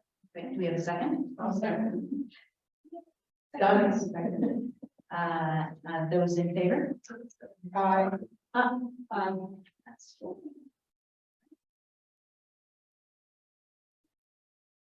those donations is, well, we've approved. Let's see. The next item on the agenda is 9:18. We are doing very well, everyone. Thank you very much. Is just a bit about the concept of train installation. That they've only discussed again earlier this morning. This is not intending to indicate that moving forward, but just Councilman Pascal has some concerns that I also have, or at least was concerned about, that wanted to just get out there and share. And that is not so much that somebody would try to steal the vent or the train or bother it, but just they try to reach over. And if you're looking at the photo, well, all of it, this one that's on the middle page, that's shows someone looking over it.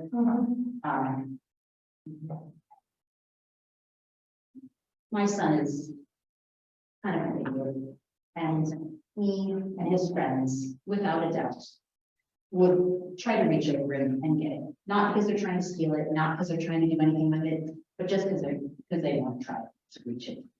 And this next page has a picture of where they would go on reaching it. So I'm concerned about the safety of having a train at this elevation.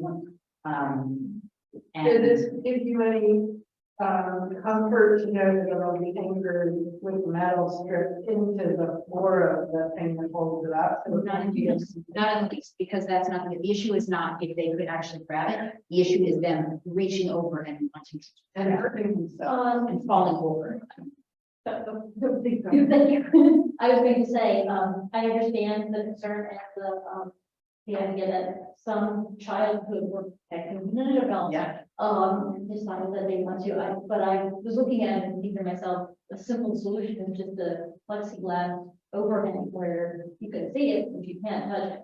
So I appreciate the other recommendations where else to put it, but I don't think it will be as visible and as like prominent if we put it in a little alcove inside. It's just like kind of the purpose and but Yeah, I'd like to add that, I think this depiction is very much out of scale. When I stood next to the railing on the upper level, you can't touch it. I'm not a tall person, but it comes off of my shoulder. You know, so this depiction of a person standing well, ramp and fair is not. that's one of the things next slide.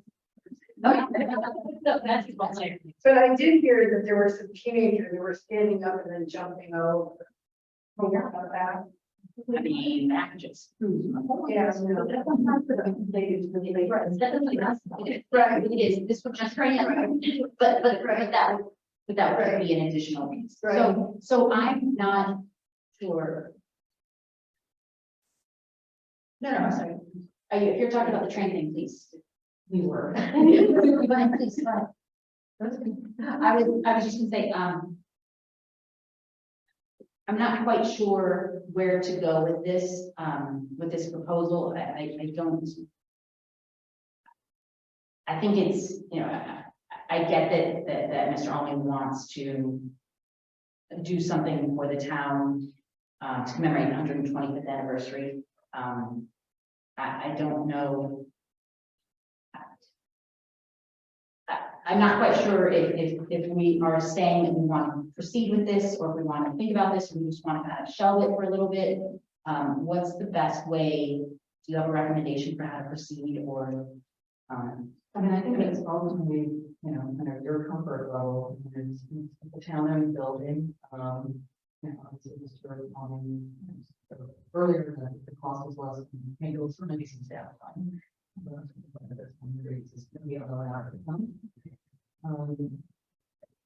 think it goes down to your comfort level, there's expenditures, and locations. But also whether we really want to do something. I mean, like, just because the resident says, hey, we'd like to do this. I mean, I think at the last meeting. Minutes, why you take anyway, like, for approving, said there seemed to be a consensus, that you approved this in concept. So I think Kelsey raised some concern. Just because it's under resident presentations, it really wasn't an opportunity necessarily to talk about it. you know, I think going forward, like, we could, you know, sort of kind of accept an idea and put on a follow-up agenda for discussion, and we could kind of go there. I believe in that even, a motion in the last meeting to at least put some concept and also support. I think this question is, you know, the concerns that have been raised for still at the same point. Certainly, so a lot of this order, I think there's a little urgency, we could certainly get on the agenda. This will be any matter. Students out here tonight, who's going to be raising some of these concerns. I think the question is, do you want to refer this into the next meeting when the student speaker? Did that give us enough time to install it? I think the only.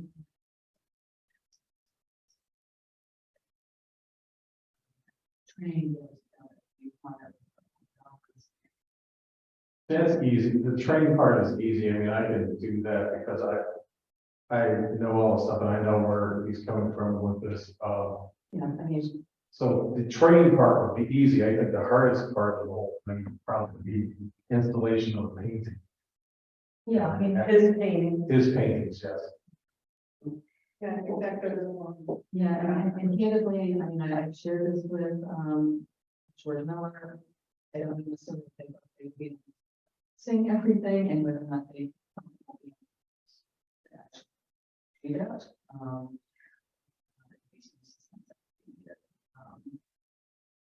I certainly would help with installing the training portion of it.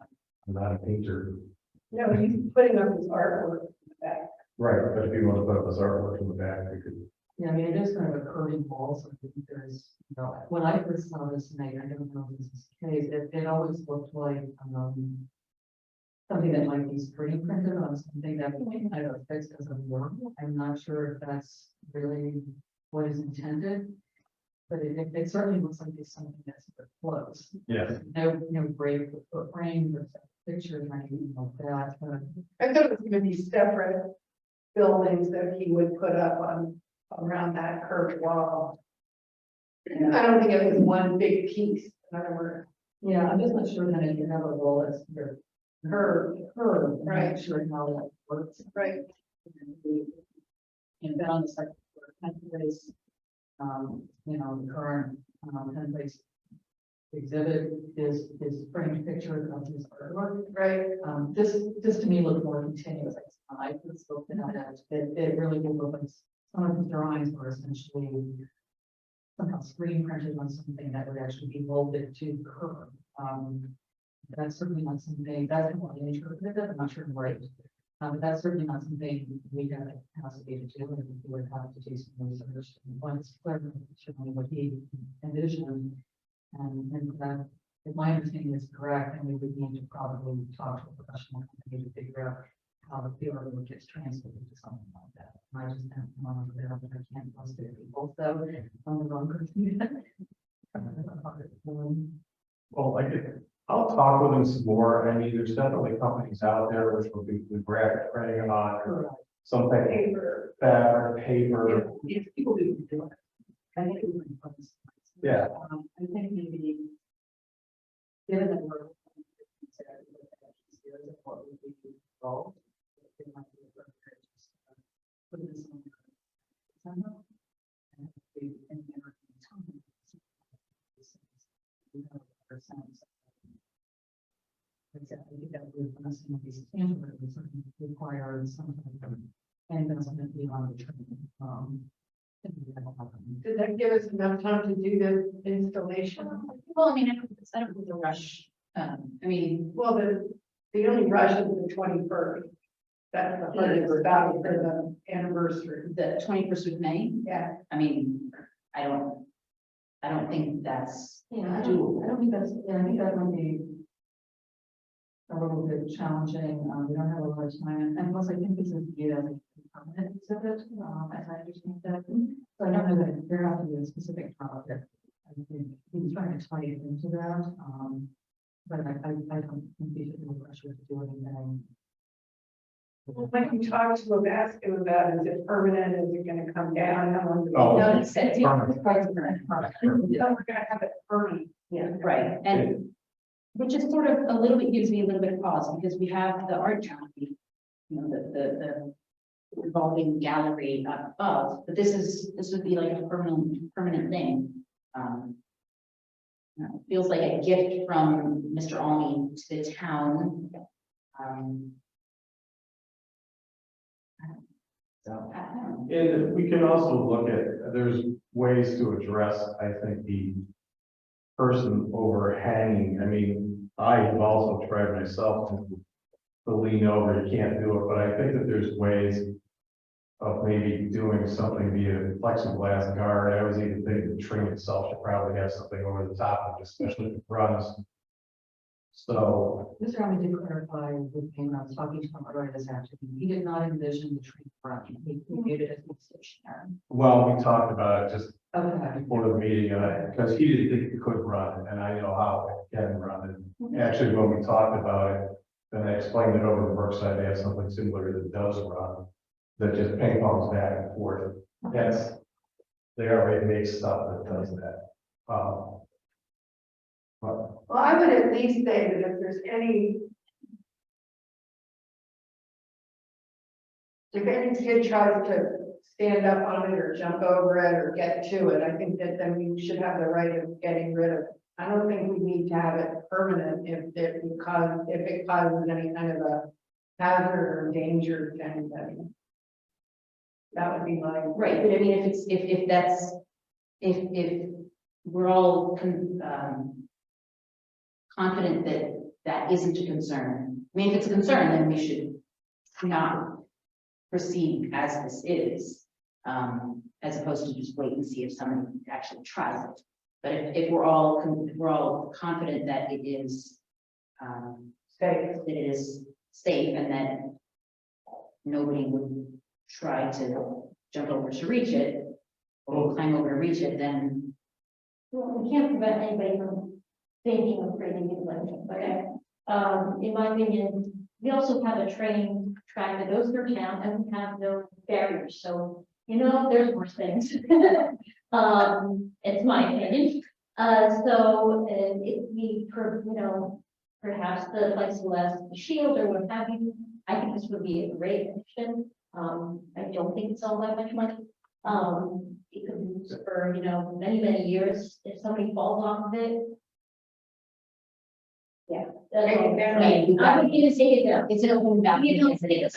It's an open balcony as it is. You go to the zoo, there's a fence. Don't go over it. Don't be stupid. No one's gonna stop somebody jumping into the meerkats. And the same goes here. So there'll be a sign, please control your children. If you can't, there will be repercussions and they will be our home. Okay, so we're gonna gather some more information about how, oh, sorry.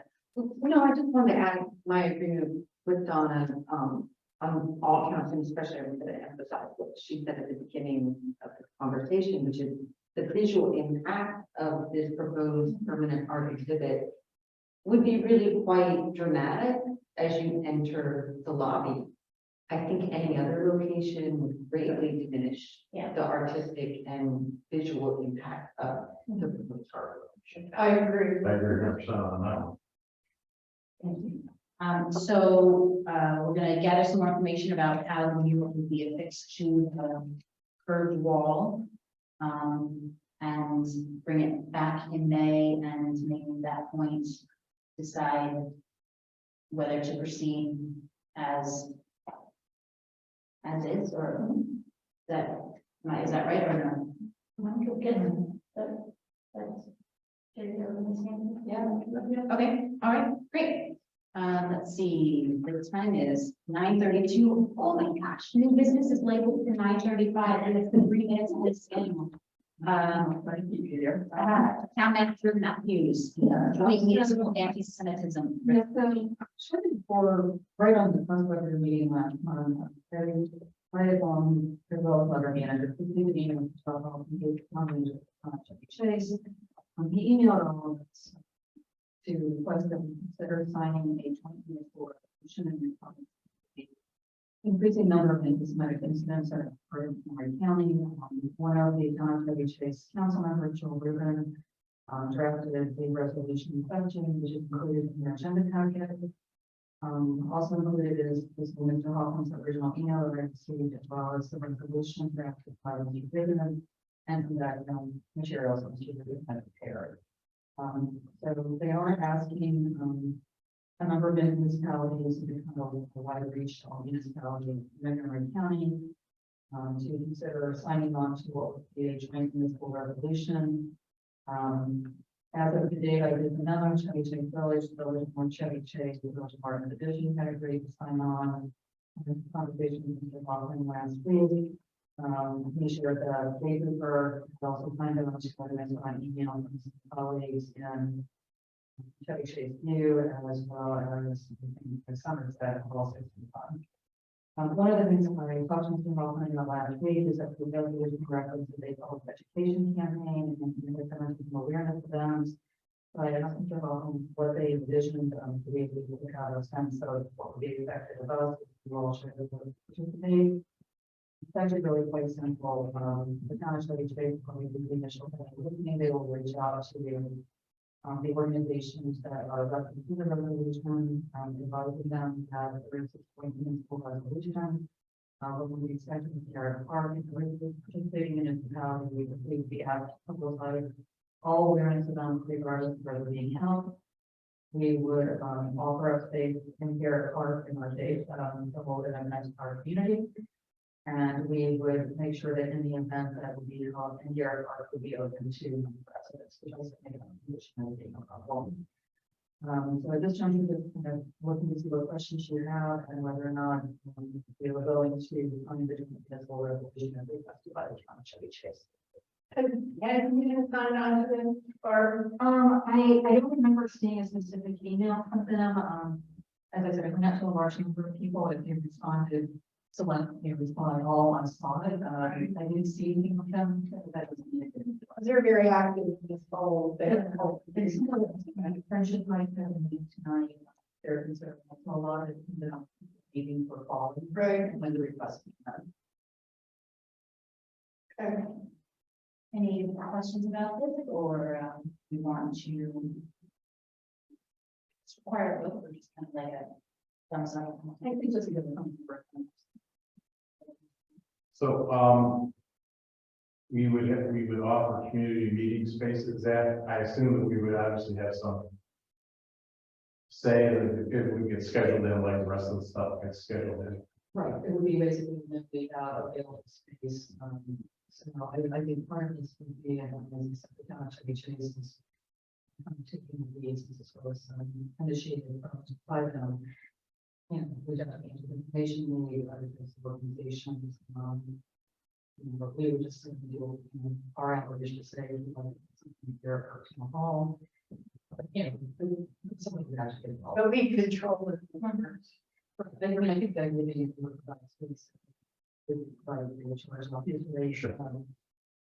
then we would just help them.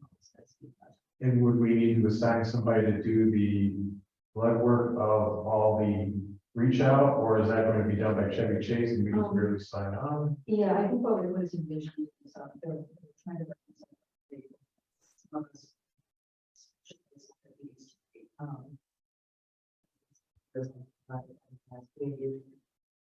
the resolution will probably jointly signed by the mayor or the equivalent in the various jurisdictions that will be provided to all the organizations listed in the background materials in the resolution. And the town of Chevy Chase would plan to implement such events, and the kind of ones taking the lead. And then the rest of us would be just kind of around it. If you're the race, we're going to have to provide space, we're having to policy it. So I don't think that the work for us would be very much involved, and I think certainly it's something pretty long to see that all across the county, as well as other parts of the country. So, Sure. Okay. Thumbs up, thumbs down. Yeah, great. Moving on to the next item, And it's 9:37, town manager Matthews. As for wall repair. And so in late 2022, executed a task order with parking coverage, 930. Repair of making wall of the property. And I know you know where it is, but basically is a picture of the wall. This task order included a couple of things, included the property survey, which we have received, basically to try to help with that one of the settlement, including the area of dog park, certainly has been completed and will form structural details of whatever wall repair and will like to do. There's also a portion of the council that and part of the are there are some conceptual designs for the developer's property. What might be, different ways of looking at it. That is not something that we had them directed them to do. The task force specifically states they won't do any work on that until they get, a specific direction from the town to do so. My next constraints are to outline various repair options. And those are listed, in the staff memo. The options that are outlined are quite a few. Basically are specifically for repair scenarios, with non-determinable project cost. As noted, there can be, regardless of which option you could, the categorization, demolition, operating, engineering services, associated cost of roughly $10,000. So that's kind of outside of these. So I'll just run through the options very quickly. Option one would basically be to construct a concrete wall with brick veneer, basically the bricks that are there currently would basically be carefully removed. Basically they would be reclaimed, they would be washed, whatever. So this would be the most expensive option. Obviously, there's a lot more labor involved. So excluding the $10,000 we already talked about, roughly as this option has probably about $32,500 roughly. Option two would be a concrete wall with brick veneer, would be new brick, so there wouldn't be the labor involved and usually clean brick. Including the other cost, estimated cost of about $90,000. Option three would be a concrete wall with no type of veneer. I will just editorialize it, I think that would be incredibly ugly. But if you want to do that, that should be about $26,000. You want to make a really bad decision and vote for this one.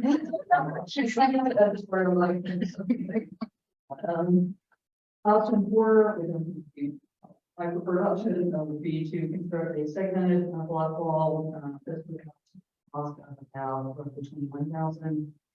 And option five, which I think goes that downside to it, would be not to rebuild the wall at all. This would be just simply grading this wood crag and saw landscaping along the slope.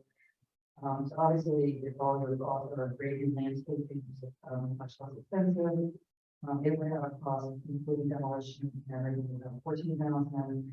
The downside of option five, would be that the usable part of the kind of the upper area will be reduced by the grading process. Probably by HAs is only probably anywhere from like 6 to 8, which is fairly sensible. I think that there is quite a Yes. so the big option five is probably kind of like a no-go, but I just wanted to let you know if one of the options that Jason might discuss.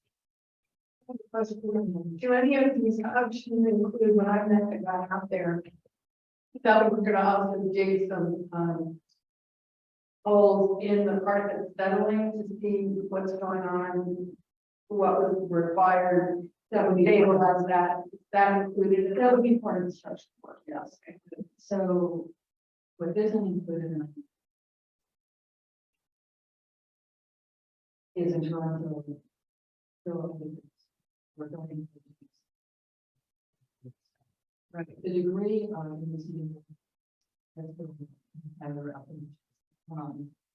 what is on the dog park property in terms of stabilization and reinforcement ultimately is tied to what do you want done on that property. Right. So I appreciate Mr. Keller's comments about efficiency, but I still don't know what you want to do with the dog park property. Right. You're kind of shooting in the dark about what kind of stabilization. Wall repair can certainly be done separate and apart from that. I think the dog park property, for a lot of reasons, is a broader community conversation. Yes. Haven't taken place. So I would encourage you to kind of just focus on the overall issue this evening, and then kind of leave that to another day, because I don't think we're going to get through yet. Are the existing bricks, do they have any historic value? I mean, they've been there a long time. or they- Maybe working in the like. Yeah. So, you know, my first thing is I was working on this last, maybe agenda back at last week is, I could probably check and make sure there's not historic litigation. So, you know, county historic preservation, there's no issues there. Right. What I learned is, there's obviously the broader national register, historic card, of which, pretty much everything belongs to there, people them out. But what they basically said is that that doesn't affect, the only reason that the Maryland Historic Trust would have any involvement in this project is if we were using state or federal funding, which we're not.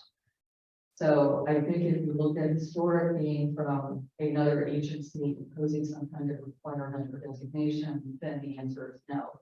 That's a different question than if you feel like requirements, you have some affinity to this particular wall as it stands today.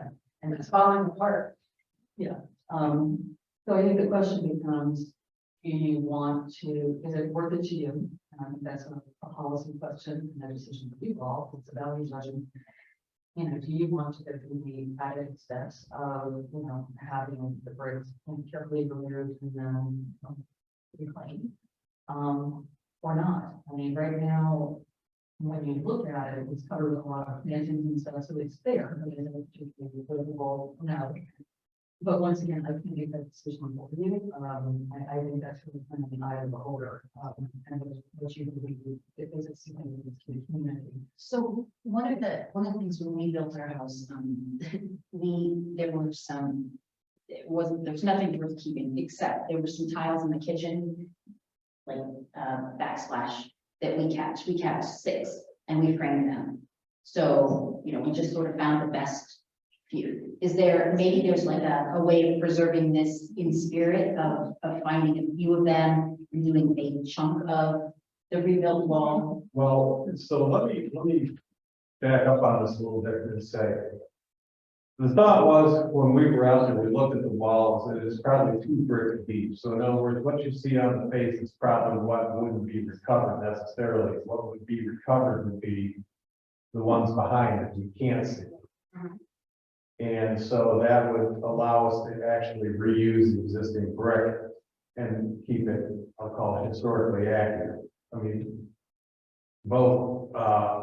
there's several of us, I should say, including Chris, who believe that it is a historic thing that we should try and keep in some form or fashion.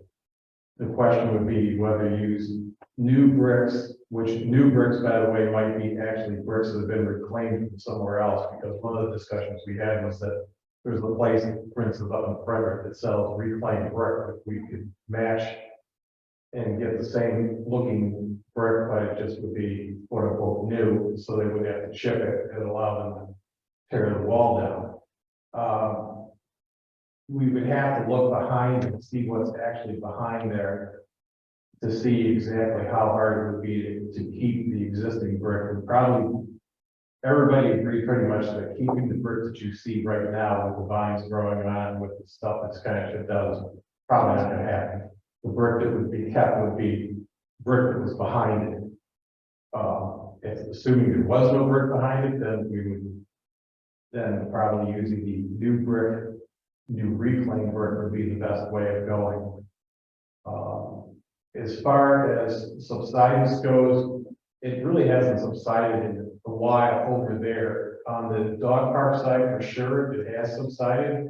But that, as mentioned, is a whole other discussion, which requires a whole, you have to look to see what you're going to do with the dog park. Because if you want to sell a surface, you may end up going with having to put some concrete and then burying it and put something on top of it. If you don't need that solid surface, you can afford to throw some shovels of dirt over there periodically to do something else.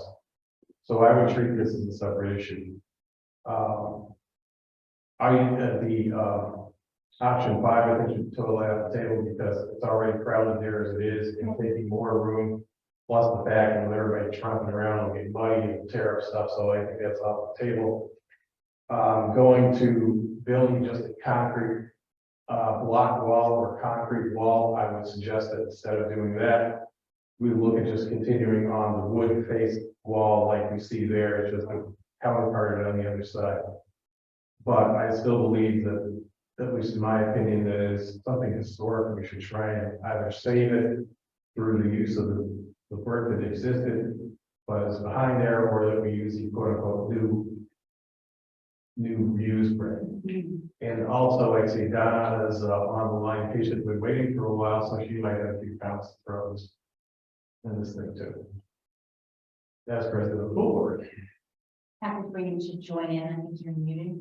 Donna, if you'd like to unmute, you would welcome your. Thanks. I appreciate all the research that's been done. And that Phil and I think Jerry went out there earlier tonight to get a closer look. I have a couple of questions, I guess. One is more just a broader question about, and I couldn't quite hear earlier, about the decision to just focus this conversation on the pool related area versus the dog park, like the space between the wall and everything else. Barb, could you just kind of repeat your thinking there? So basically, we met at the property national in the fall, I think. Right. We go back a ways. With our civil engineer. There's certainly settlement throughout the entire site, but the degree of reinforcement or stabilization that would need to be done on the dog park, I'm just throwing out, I'm not saying that anyone's discussed this or anything else. There's a big difference between if it just remains solely a dog park versus the degree of stabilization that would be needed, for example, for a pickleball court versus we're going to have a pavilion. A pavilion, yeah, okay, got it. All those things require a different degree of reinforcement and stabilization, and we've had no substantive conversations whatsoever about any possible changes to the dog park. And I think that's a process that's very much coming down the road. So I think until that conversation takes place, it would be ill-advised, in my opinion, and not particularly a good use of public funds to do some degree of stabilization of the dog park without knowing how you're going to use the property ultimately. Gotcha, thank you. And that, sorry, John, that being said, there was a portion of this which was going to have the contractor dig a hole in the area of subsidence in the dog park as a way of trying to figure out what was down there. But it was only going to be just for purposes of exploration, and then it would be covered over as I appropriate. see. Gotcha, okay, thank you.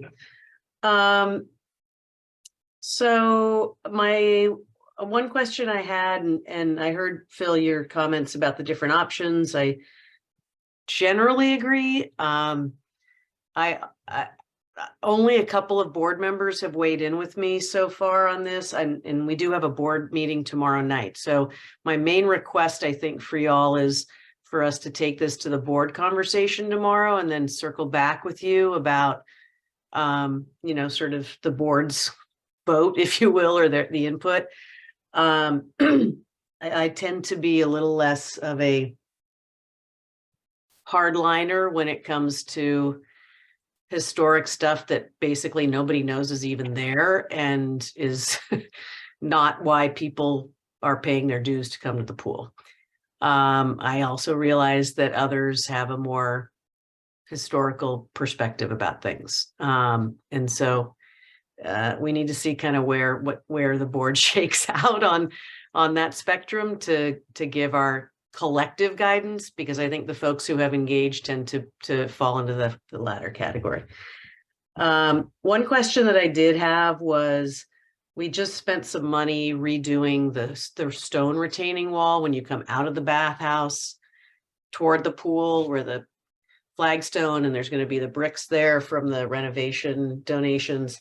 And I'm wondering if any of the options looked at were to sort of replicate that stone retaining wall look up there, so that the property might sort of hang together in that sense. Because I do think, as Phil said, that some of the non-brick options don't feel like they really do hang together with the vibe of the property and the space. Okay. Or if that's something we could look at. I appreciate that. I think what I would like to get from the council is sort of conceptually which direction. I mean, one option could be if we decide we want to, willing to spend $32,000 on this wall, that we say, okay, we're willing to do this. Let's switch gears a little bit and look at what it would cost to do this, the stone design that would be consistent with other parts of it. I mean, are there parts of this are there any of these options that we want to just get rid of, take that off the table right off the bat? Pointing out that work's not going to get done on this before, it's going to be over. So we don't have to do anything with this.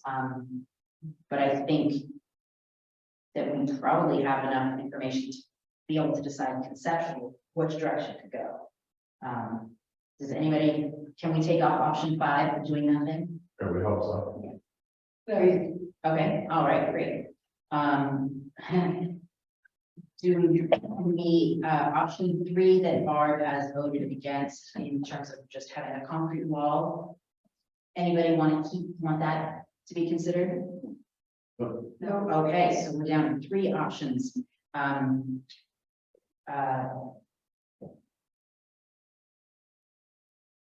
I'm going to repeat my suggestion that one way to honor the history of this is to grab a segment of it and not necessarily use it, sort of demolish 90%, but gentle around 10%, so as to pay a little homage to the original structure. So that's just my suggestion.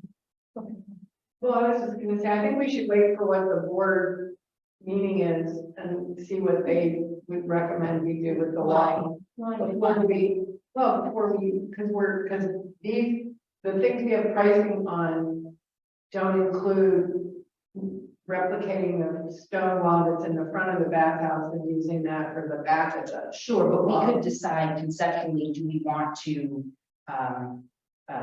sort of hand poach the pieces, not poach, that's not right, but hand reclaim the original brick. Like conceptually, we can decide if that's a direction we want to go. And then, I mean, I don't think that's, Well, if the school board people say they would like the aesthetic of replicating the flagstone wall or whatever that stone wall is made out of, then that would be different than reclaiming and using the brick.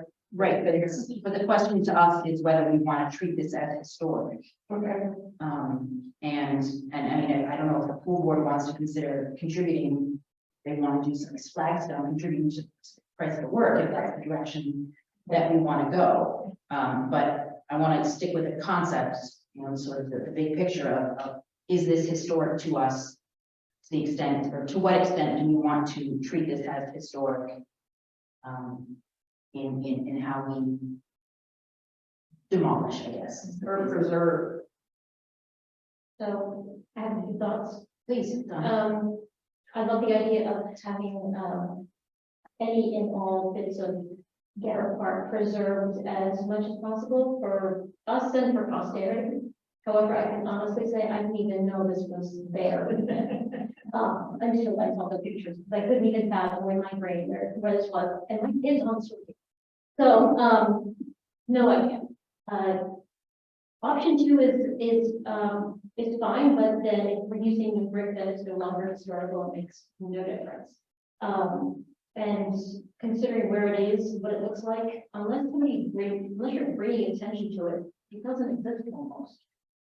People go in and out, don't realize what it is, what it's for, what it's about. So if we're going to keep part of it, which I agree, I think that's a good idea. Have most of it match whatever other options are. If we're going to keep part of it, if the historical aspect is important to the town and to put a note there, put a little plaque, something that indicates what's this about, because otherwise everybody else goes there is going to be like me and be like the raggedy brick wall. I had actually planned on working on some verbiage with Chris and trying to come up with some verbiage to put on a plaque. But I don't think we need the whole wall there. No, I would definitely say we do some, but how we integrate it is a different story. And the other thing is, you know, they planted a lot of bushes and stuff there, so it could be highlighted. If we ended up spending that sort of money on it, we could highlight what's there versus just having a handful of bird stuff. But anyway, go ahead. Sorry. I do think that part of the uniqueness of this particular wall is the curvature of it. So to me, keeping that shape and keeping it brick would be a nice homage to the history of it. It might be nice to explore reclaiming the brick, and I like the idea that Phil mentioned of getting new already reclaimed brick that would bring the cost down some if it turned out that the brick isn't really salvageable from in a reasonable way. So, but we do have prices. That's option two, actually. Yeah. Right. Yeah. But if we're not using the verb that was there, is it historical? And by the way, that was my original idea. So there are lots of historical structures that are restructured to resemble the original. This building doesn't have all of its original sites, but we all consider it a historic structure. I mean, if you look at the USS Constitution, or if you look at the constellations up in Baltimore, you start talking to people, they'll tell you that 95% of the ship is relatively recent in the scheme of things, because, you know, wood rots and so. Relative to my point, these people see the ship. So the ship's that. So, Oh, I'm sorry. No, it's fine. I'm just gonna say, I'm noticing it's almost 10 o'clock. And I know Joanna, you're gonna wanna like call this thing to order soon. It's fascinating listening to folks. I think Donna might be the only one who answered your question about the historic question, if it matters. But I guess I would just offer that, to me, reclaimed brick from somewhere else is no different from using any other material, because nobody knows the wall is there. And so my personal feeling is that if we're trying to sort of maintain some aesthetic, it'd be good to get a quote on the flagstone retaining wall and see how it compares to the other, if the council is not on balance really focused on the historic nature of it.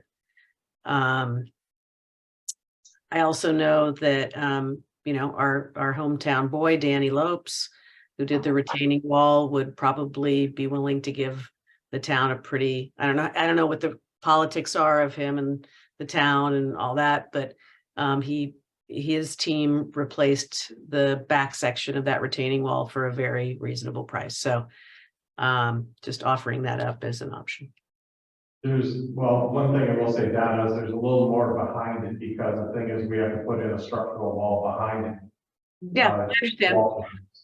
I understand. Question that to that point specifically, is there is there a way to just strengthen the leading the brick and then just strengthening behind it? Is that an option? We looked at it, but the concern was that eventually if they begin to fail at some point in time, Well, okay. the brick, so for instance, if you look at some of the current pictures, you'll see that some of the walls collapsed already. The thought was that over the next, you know, I don't know, 5-10 years or something, we could see more collapsing of that wall. Well, if you're fixing the wall behind it, you probably could shore up what's in front. Ideally, at the same time. You could, if we looked at that, and the thought was from the people who were there, including a structural person, that it was probably safer to not do that, but yes, you probably could do that. The thought was just to, rather than building a wall behind it, you still have the freeze and thaw cycles, which are gonna eventually erode it, so the best thing would be to re-brick it rather than having to repoint the whole thing. I'm not sure it would save a lot of money, but certainly we could ask and find out. But again, I think this goes back to is this actually a historic article or is it not?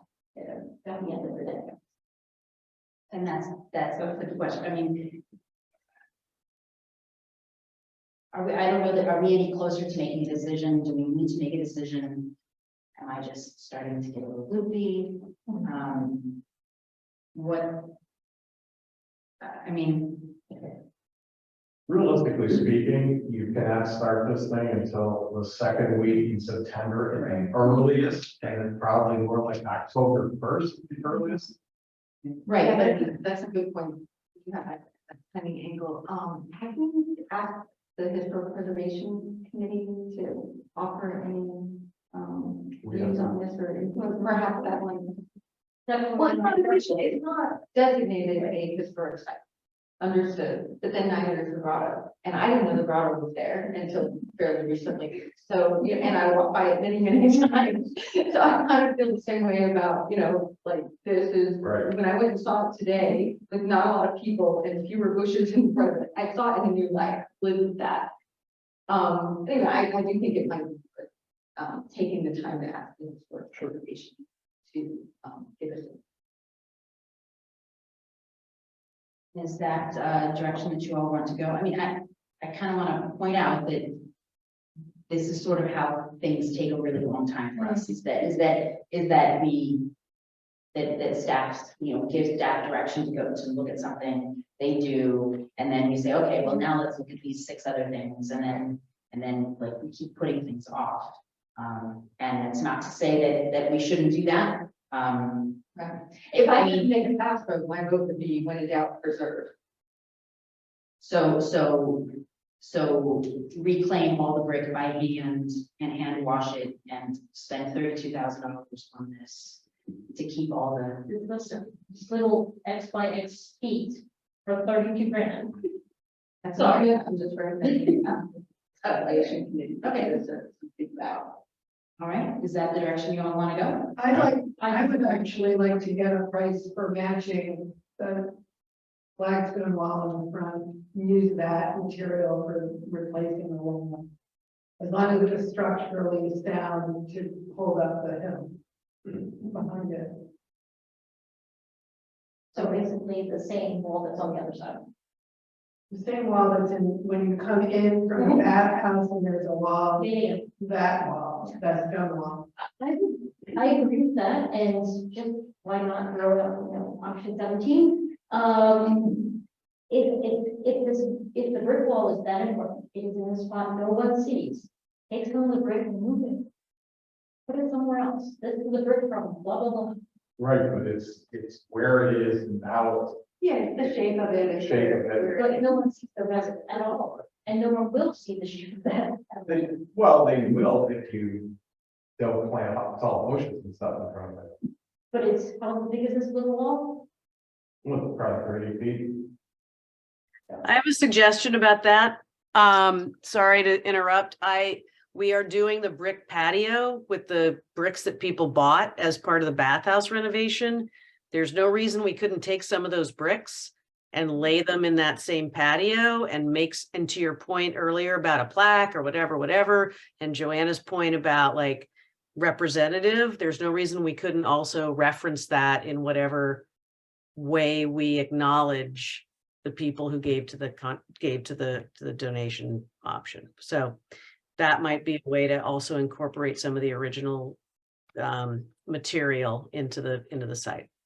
I would counter that with, I don't believe that type of brick, and we can look into it with somebody who knows this more than I do, but I can tell you that I don't believe that type of brick would be suitable for that, because laying it flat, people walking on it would probably degrade it fairly quickly. I mean, it was meant to be in a wall situation where people weren't constantly walking on it or water was shed off of it. I mean, maybe you could rebuild the wall, All right, I'm gonna, but Gene's got, I just was gonna camp on to Donna and just ask if it's appropriate to approve doing something at a max amount, and with Lisa's comment, go ahead and price the flagstone option. I mean, do you have to pick option one over option 2 at this point? I just don't think we're at that point. I think that we need to, it sounds like we want to get more information, we want to get historic preservation committee to weigh in on it.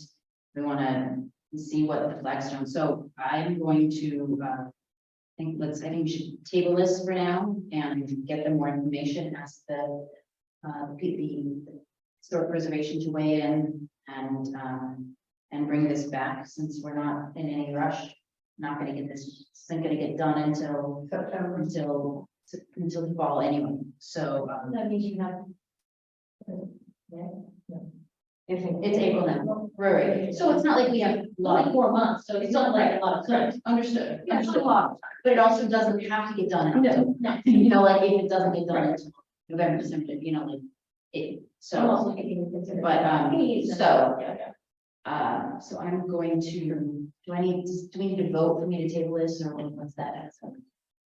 I think as long as you just agree that you're not taking any action, I did want to just be clear that what the follow-up items are. It sounds like, I'm asking this, I'm not sure, that you want me to share this information with, our HPC, to see if they have any opinion, and you want me to try to get, it would be a cost estimate, obviously, Jason A's are. To match the points in the wall. Is there any other? No, or the guys who did the flagstone law, the pool, and I'd also like to hear what the full board says they'd like to do in terms of the law, if anything, at their meeting tomorrow. So just tell Barb, so that we can find out at our next meeting. Please. Yeah, I mean, I think given the dollar amount of this, I can't go to a particular person and say, give me a price, just keep it together. We can get it in our future date. Okay. So I can probably give it to Jason in version, he's given a preliminary cost estimate, he's, just knowledge of the field for the other option. Okay, good. Yeah. Anything else that we wanted them to?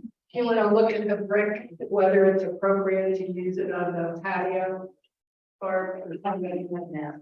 You can ask Jason. Yeah, my head is probably the same. So it's probably really bad. The point, if it's gonna be taken off and every week, people walk across it, but I can have Jason. Yeah. You can ask him to, because I think that just from what I know of some of this brick, you know, they could use cheaper stuff for spots where you weren't walking on, and especially if the wall, I'm sure it'd be very suitable. Yes, there is a wood retaining wall, the other side of the stairwell that goes down the middle of that hill. Well, Why hasn't that been part of the solution or thought? that's what initially it suggested, that rather than being a flagstone, that they continue on with the wood. Yeah. If you're gonna, It'll be even. Could it have a bench in front of it? well, look the exact same, it looked the exact same. Yeah. And do we have pricing for that? No, we never. I could talk to Jason about that. Please. That was, and talking to George Miller, because he was going out to the photos for me. He mentioned basically looking at kind of a wood retaining wall as well. Yeah. If anyone thinks of anything else as far as follow-up items, what is the sense of timing? Is this like sometime in the summer coming back? Yes. Okay. So, your name's Donna, right? Donna. So Donna, you can ask your group tomorrow how they feel about a wood, carrying on the wood bench design for replacing the wall like that. Let Well, us know. And also, I mean, I'll probably be there anyway, but also just the fact that, you know, putting the brick there, there's gonna be an objection to putting the brick there. Putting the brick where. No, we're replacing it with brick, replacing the existing wall with brick versus a single solution of doing it with just putting wood there. For the flagstone, Right. right, okay. Okay, so we will have more information at a future meeting this summer. The time is 10:12. Councilmember Max, any update from Archives Committee? Yes, I went to the archive meeting, they're working on the display in the town hall for the 125th anniversary on the 21st of May. We are going to approach Grover Market Scott Shuck to see if he'll donate some food for the event. They seem to think he will. So I want to ask really quick, so sort of a question of you and a question of Barb. Is this an event that, who's putting on this event? Like who's doing the preparation or The organizing committee has taken the lead. And he's helping out here. I think Claire is obviously our Yeah. kind of preparing the exhibit. She's asked the numbers. It is on, to help them be there, be present, answer questions. Right, we did find out that the women, Garrett Park Women's Committee, Lillian and her group are busy on a progressive dinner the night before, or the same night, so they don't think they're gonna be available to help us with the refreshments part of that. So, Malcolm and I are gonna talk to Scott Shuck about providing refreshments. And I think you're gonna also provide us with the popcorn. it's a possibility. Street, and then we're also gonna ask, Doug Mader is part of a barbershop quartet group. And we're gonna see if they'd like to perform as part of the, what happens at, the town hall. And, so that's kind of what was talked about at the last meeting.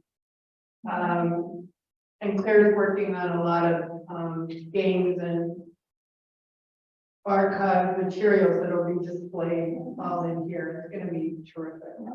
Yeah. And the next meeting, is Tuesday, April 18th.